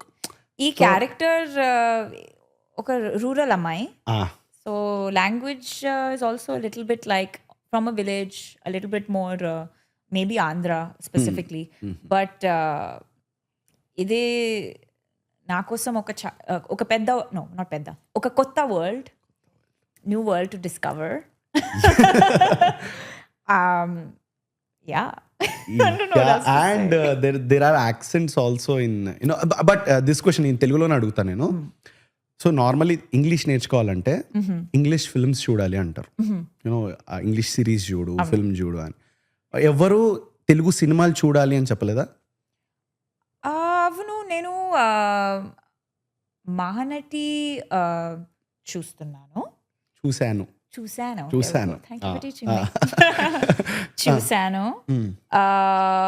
ఇప్పుడు ఈగా SSR sir నాకు చాలా ఇష్టం. ఈగా. Then what else have I seen? Kalki obviously. And but నేను subtitles use చేశాను. Okay, పర్లేదు, తప్పలేదు. So I think together with both నేను అడుగుతున్నాను, అండర్స్టాండ్, అర్థం చేసుకుంటున్నాను. నాకు అర్థం చేసుకుంటున్నాను. నేను అర్థం చేసుకుంటున్నాను. Right now it's going very bad. There are days where I'm better than the other. Today is not a good day for me. Sorry. Yeah, but it's cool. Yeah. Yeah. But I did dub for myself. So that required a lot of patience and hours and like linguistic help from so many people of the direction team. Thank you to them. Yeah. And I see that you are very good with improv. So if I give any dialogue in English to you, I know you'll kill it for sure because you'll add something or you improv it on the but when you're doing it in Telugu, the people with you are talking Telugu, they try to improv something. Oh yeah. Yeah, did you feel left out because you can't improv or something? Dude, I felt left out every single day, man. Everyone was making so many jokes. Everyone's like, ha ha ha. I'm like, what is going on? I think there was less space for me to do more spontaneousness or like spontaneity, whatever. I did not mess around too much with my lines because where would I go with them? I don't know where to go with it. So I would stick to my lines. And if they would change the lines last minute, I would cry. So it was pretty much like that. But I think there was still a space to improvise a lot with the performance of it and the emotion of it. I had a lot of, like, I could give, suggestions and be like, hey, what if we tried it like this? And everyone always took all of those things seriously, which I think is a really beautiful thing. I was taken seriously as an artist, as an actor. Yeah, that's a lovely thing. And I really appreciate the team for that, like, hey, I have this idea. Yeah, let's try it like that. Beautiful thing. But I observed this because when you have a non-Telugu speaker in between us, example Hindi में अगर कोई बात कर रहे हैं, हाँ जी. yeah, Hindi में बात कर रहे हैं तो तेलुगु में if you talk something, no, and that Hindi guy is like, अरे क्या बात कर रहे हैं, and we are having so much fun talking in Telugu, and when he ask me to Explain translate it, the fun part of it goes and it's like, so kya hua? You Yeah. change the expression and also that's what I was thinking. Yeah. But actually so Ayan from the film was like my translator on set. Okay. He's the most patient, wonderful person. And he really sat down with me and he gave me background. He said, okay, this is funny. Because in 1986, there was this movie where this guy said this thing. And because this guy is actually... So he went and he gave me like genealogy, family trees, explained things about Telugu film industry that I never knew before. So he really did the work for me in that sense. And otherwise, I would just space out only. I'm in my own world for a moment and it's okay. Yeah. It's fine to not understand everything. And there's certain jokes that are not for you and it's fine. And it's as long as you're putting in effort to learn that's pretty much it, no? It was important for me to also dub myself. I didn't know if it was going to be possible when I started because I was so bad. So I was like, I don't know how I will do this. But it became a sort of like almost a Rocky montage goal where I was like learning in a very ta-ta-ta kind of way so that I could eventually dub. And when they told me I was going to dub for myself. Crazy. And you are, talking dialogues in a musical way. Yeah. And that music is by DSP. And man, I also told it to Shalini, I am such a huge fan of he's DSP. incredible. Man. He's a genius. He really is a musical genius. Yeah. So, how was it, with him, doing work and all? Crazy. I love that Ema in the song and that's Bumsy song also. Yes. And you've only heard like a little portion of both of these also. Working with him was amazing because you get to see like a true creative mind at work. Like every sound, every layer has come from sometimes a random idea of his. He will do things live, he will beatbox and then he will play the piano and he's just like continuously creating. So being around that was extremely inspiring. And it was just fun also to hear stories about, how I came up with this song. Then he'll sit you down for how he wrote like the most successful song of 2016. And you're just like, wow, that's crazy. So there's a DSP hit for every generation for the past like 3 decades. So it's really very cool to meet someone. And he's so energetic and so fun and also like very friendly. So not for a moment did I feel again like ostracized or alienated. Like all of these people have been so wonderfully kind and welcoming. Yeah, he's crazy with that, creating music and all. He does it on spot. Yeah, on spot. And there's an anecdote where he shares there's a commercial film of Chiranjeevi Garu. Yeah, it's called Valter Veeraya. And there's a song in that film which the music, the tune of it is created by an instrument which he got from a mela. Oh. Some mela. Yeah, he's very mela. I'll pick this up from mela. Yeah, I'll make music with this. And it's very, that's very inspiring to see, मतलब कहीं पे भी inspiration है, you can pick it up from there, बोल के. For sure. And मुझे बहुत अच्छा लगता है. Yeah, and I basically don't delve into these questions of, how was it working with them and all. But because I love DSP, that's why this question came. He's very funny. Yeah. He's also, I think, like truly a multi-dimensional artist because he's also a brilliant actor. Plus, he's kind of like a script writer because he can see the movie story as he's composing, right? So he has to have like different perspectives on the work he's doing. So he really is a jack of all trades. Yeah, and he's coming up with a film as an actor also now. Yeah. So looking forward for that also. I know, Yellama. Oh, yeah. I know. Cool, bro. It's very exciting. You've done your research right. So, as you do accents. Yes. See, there is an Andhra accent and Telangana accent. Yes. And in Andhra also, they are different. Godari Yasa, Sikakulam Yasa and all. But we'll do a because I am from Hyderabad. Telangana accent is there. So if you know any dialogue, if you want to I know one Vizag line. Okay, yeah. But this is random because we went to Vizag and Ayan is from Vizag. It was, hey, wait, one second. What is it? 1 second, I have to remember. The keyword is that they use Maya. Yeah, so it's like Maya. Gym ke wale Maya. Something like Gym ke wale Maya. Yeah, that's a famous one. Like from Month of Madhu, there's a movie called Month of Madhu. Okay, that makes sense. Yeah. There's an actor called Harsha. Somebody is killer in that movie. Yeah. Because that film is a free flow of dialogues. He suggests the lead actor Jim Kilmaya, like yeah, yes, Maya was what we learned. yeah, that's a proper phase now. Everybody who wants Yeah. to go to gym or that's the in some gyms also there are posters of it. Okay. Jim Kilmaya, like Hey, that's the power of cinema. It's crazy. exactly. So if you now, have any dialogue that line. you want to tell, and we'll Okay. turn it into Telangana accent if I do it right. I don't know because these Telangana and Andhra accents reels, or if we talk about it, they blow up on Instagram. I don't know. I don't check the comment Okay, section. but what is a very typical Andhra style of phrase or like something that is like that? What would you? Yo, basically Andhra. See, many people accent describe is it like describe it like. See, Andhra people talk in a very loved Musical way. way? No, not musical. Matlab, they have a tune to it. Yara, in yatra. So Em chestunnao? so it's like that. Yara, in yatra. So this is they have an inbuilt sarcasm. Oh, In them. everything So, sounds like they're making fun of you. Yeah, making fun of you. If something you're eating something, you're sitting there and you're eating something, and they don't want to address it in a normal way. They're yara em chestunnao? So they're like, oh, am I doing something wrong? So they just want to mock this. It's like that. I see. And in Telangana accent, it sounds a bit rude, but it is, the way they speak. Okay. So for example, this one, yara em chestunnao, and when it comes to Telangana, yara em chestunnao? Yeah, it's like more serious. Yeah, no? em chestunnao? Huh? Like that. Okay. So that's the difference between, but both the accents I love, and different accents in Andhra also I love. So we'll try a Telangana accent for you. Let's do. ఏం చేద్దాం, ఏ dialogue ఏదని చెప్పొచ్చు కదా.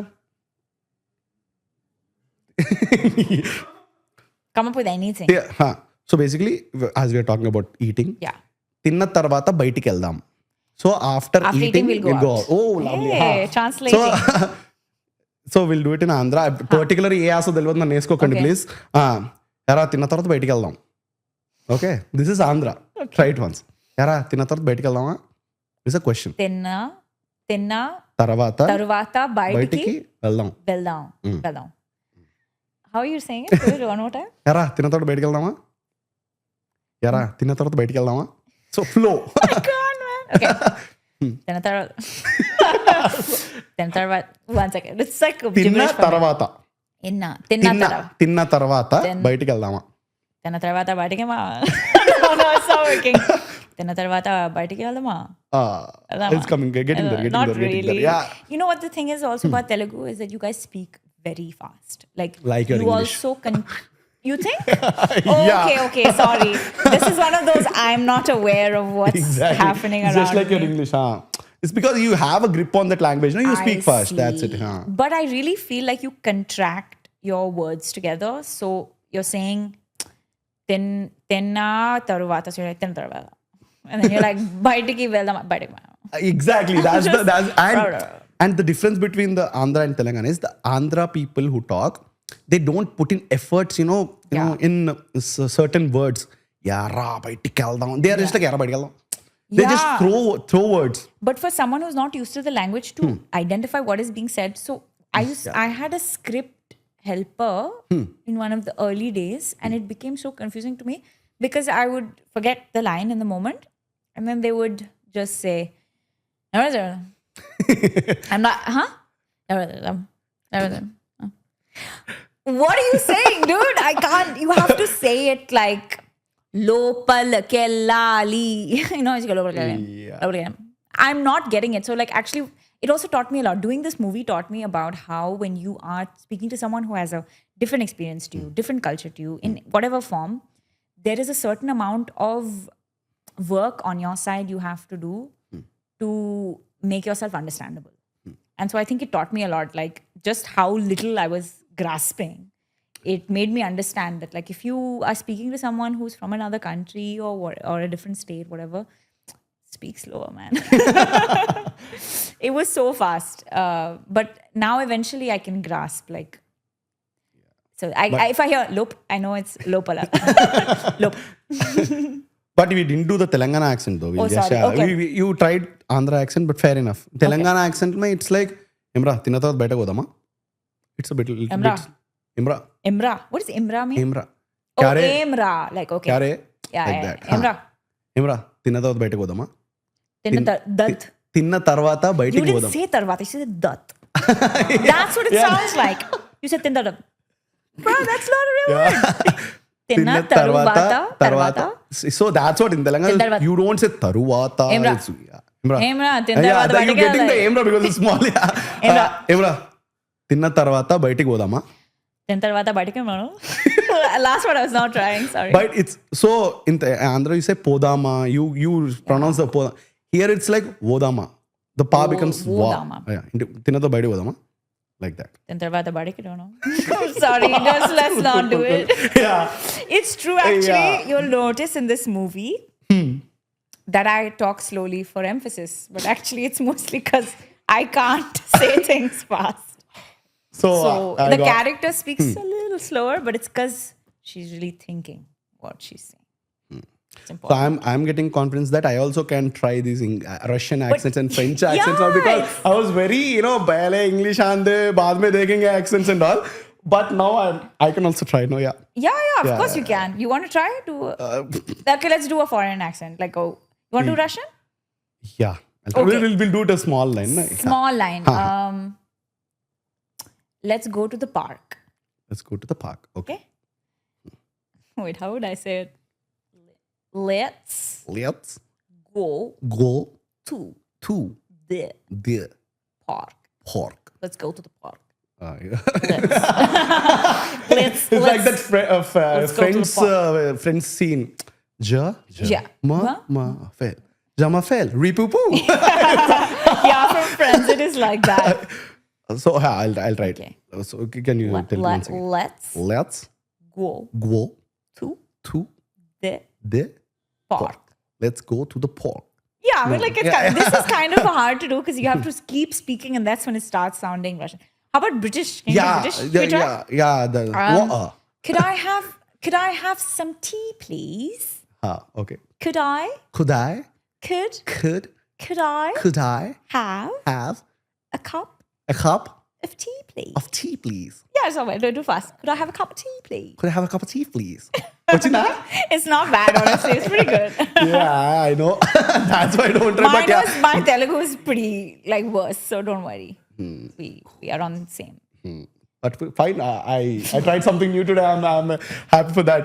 But yeah, finally we have some segments in Permit Room. So as you know what's a permit room? I mean, I've watched your content. Yeah, not a permit room is a... What is a permit room? Yeah, permit room is a place where, you buy some, alcohol and there's a room. So the permit room for you to drink there. Okay. So all the conversations that you have there are pretty organic. So they have no filters and all. So that was the idea of naming this podcast That's as why it Permit looks Room. like a whiskey bar. Exactly, you have the barrels also there. That makes sense. I was Yeah. wondering. Like So- alcohol themed podcast. So we have a question. I think I know the answer, but yeah, I want you to surprise me. We talk about drinking career of people, like what drink that you had first, and what is you understand, no? What is drinking? I don't drink anymore though. I'm very proud of this, and you can ask me about that also. So what drink did you start with, and where was this? I mean, I went to my first sort of cool party when I was pretty youngish, like 16. And I remember actually when I was 14, I had a beer for the first time. Okay. But I mixed it with Sprite. So I felt very cool. That's actually a real thing. It's called a shandy. And people do that. So it was just like a sweet beer, which I was like, I'm such an adult. And then I drank 2 sips and I was like, I'm drunk now. But I wasn't. Just pretending. And then when I was a bit older, I remember someone's birthday. Someone had sneaked in some. I think one of my magic moments. Yeah, which I don't. Do you know about magic moments? Yeah, I know. So magic moments is very unhealthy thing to have. It's like the worst. It's vodka, right? Yeah. It's the worst vodka and green apple flavor. So anyway, that flavor just reminds me of tween parties where we were trying to be adults growing up and being irresponsible as children. Yeah, but the name suggests it's a very premium magic Yeah. moments. But like when you know, but it's not. And we were just Exactly. kind of making little cocktails and pretending that we were like so adult, but we were literally just children. also had a name called vodka pair untunde. It's called aristocrat. Anuntunde. Is it good? Yeah, no, I don't know. My friend used to drink. I don't drink basically, but yeah. Oh, you neither. High five. Yeah. When did you ever drink? No. Oh, never. No, I had breezers as such, but that's they just breezers are bongo. Like, they are like they completely. So yeah, breezers is nothing. No. But I think for some people also it just doesn't like I haven't had any alcohol since 2.5 years, 3 years now. But why is that? Matlab, why did you? Because one is that I felt really like I felt like how it was affecting.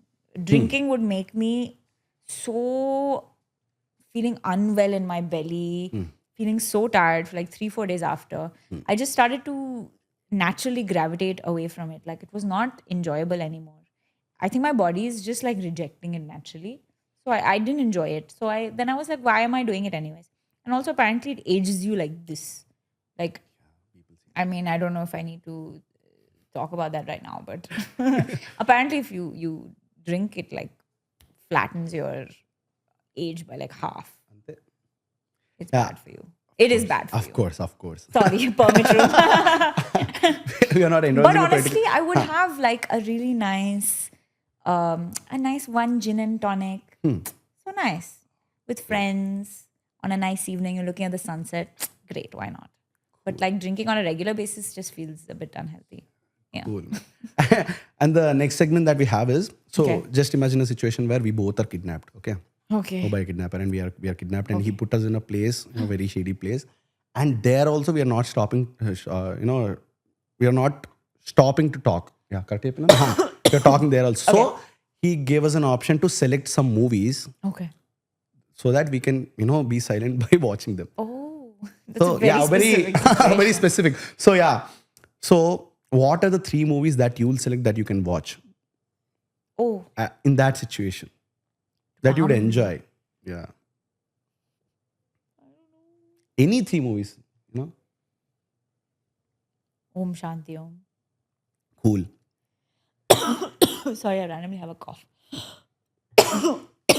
I'll stop coughing before I start. Okay, Om Shanti Om. Dude, I really like The Prestige. Okay. But it's a bit of an intense movie to watch in an intense situation. The Nolan film, but it's like so good. The Prestige. Okay. And then like a cartoon movie maybe. Like what's my favorite cartoon movie? Like Ice Age 1. Oh, Love Ice Age 1. You? nice. Yeah. Or Kung Fu Panda. I told you. So I love Rabne Bana Di Jodi. Oh, that's such a fun movie. Yeah. Rabne Bana Di Jodi. I also shared that Om Shanti Om film with you.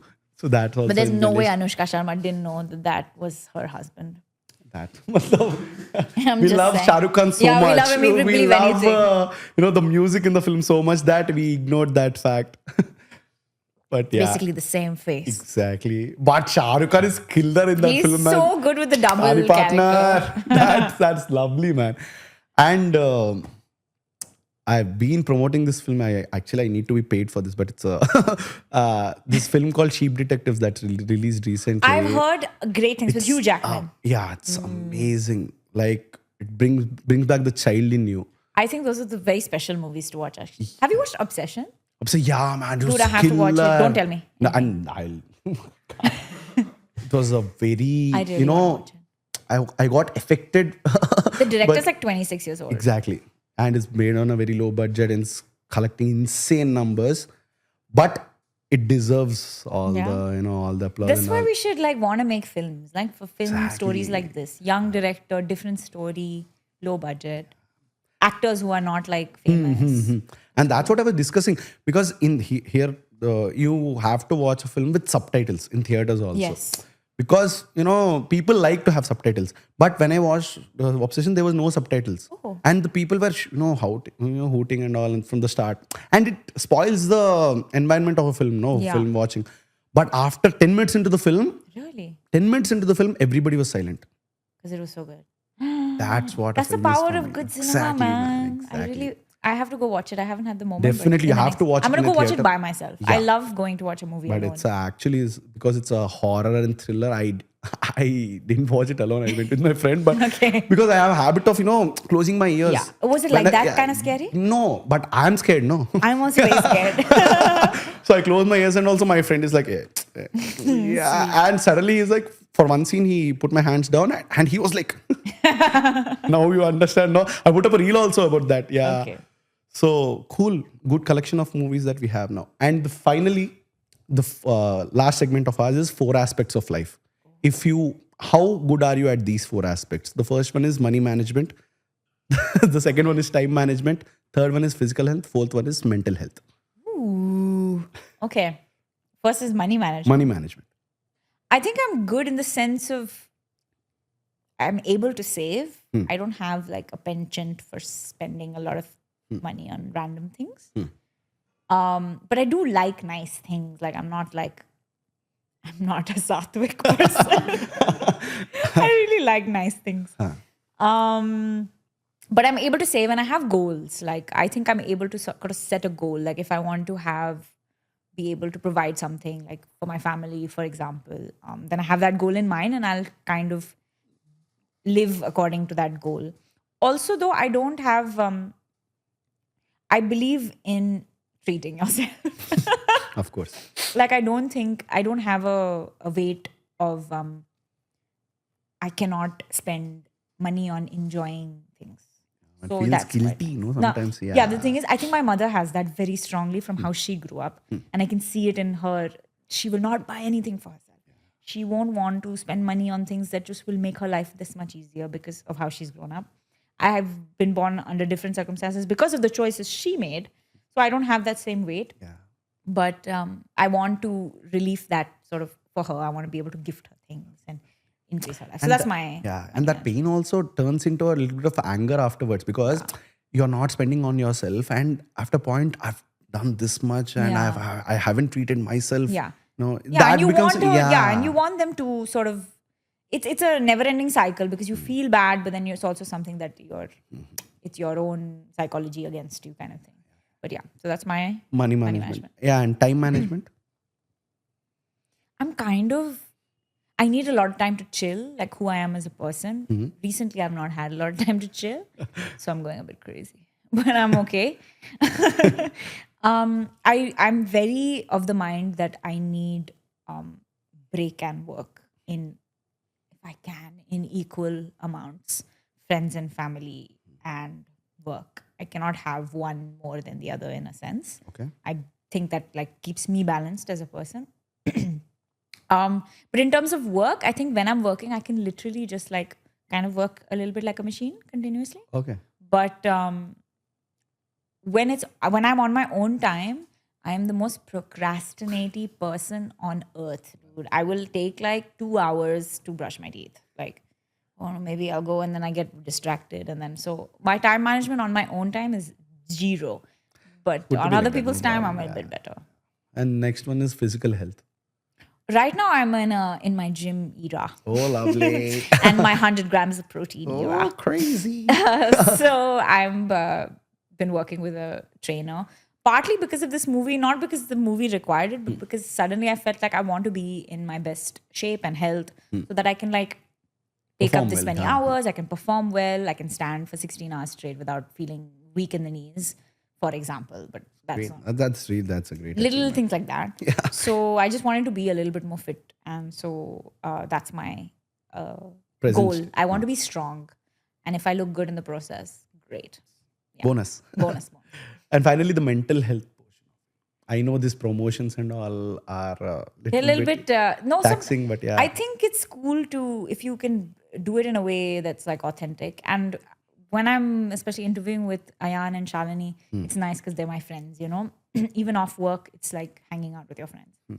So, but mental health at the moment, again, I said that thing about having time for myself and my family. So I think putting that up as a priority in my life really helps me stay centered. With the exercise part also, fitness helps me stay centered. But more than that, it's like to not lose touch because so many crazy big things are happening in my life, you know, where it feels larger than life, to remember my life, to remember my friends, to remember the things that make me me. My Ahilya without any glamour self, to remember that person really helps me during this time. So, yeah. Very wonderfully put. Yeah. Please watch Singeetam on 11th June. Yeah, that's so we have a small setup here. Oh, what is this? Sign this glass for us. We'll put. Oh, wow. How many glasses? Yeah, that's my guest count actually. That's amazing, dude. Okay, just on it or what? Yeah.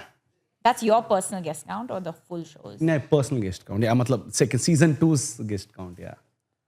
Yay. Thank you. So this was a really different experience for me because I haven't talked in English for this long in my whole life actually. Hey, that's amazing. This is my English for next 20-30 years that I spoke today. So I'm very proud of myself. You should be. That's so cool. And as I rate you, in English speaking skills, I rate you above, that I told you. So because as you told that I'm, good only with English now. You are. You need to, first of all, you should have so much more confidence in yourself. While speaking English. Rather, Telugu lote, it's my playground. Yeah, but you speak 3 whole languages well. Dude, you're rocking it. Thank you so much. And it was very good experience for me. And I hope that it was for you also. It was really fun. And I'm so sorry if I talk too much. Yeah, I just loved it, man. And our team also is just, I can see the expressions now. So thank you. Thanks for having me. It was lovely having you over. Same. And I want to see more of you in Telugu cinema. I hope so too. I hope you do. And I hope you can come and see our film. Definitely. I'm seated on the first day. Unless you call us for premieres and all. Yes. Honestly, I don't even know if they do that here. Do they? They did, yeah. Oh, they do? Yeah, premieres. yeah. Okay. But yeah. But you should definitely, and it'll be a I'll new definitely watch it. And yeah, thank you for doing with us. Thank you, this with us. Saran. You just see the camera. Yes. And when you give a bad shot or you want a retake, you just say cut, no, in the set. Like that, you just say cut and we'll cut it. Okay. Cut.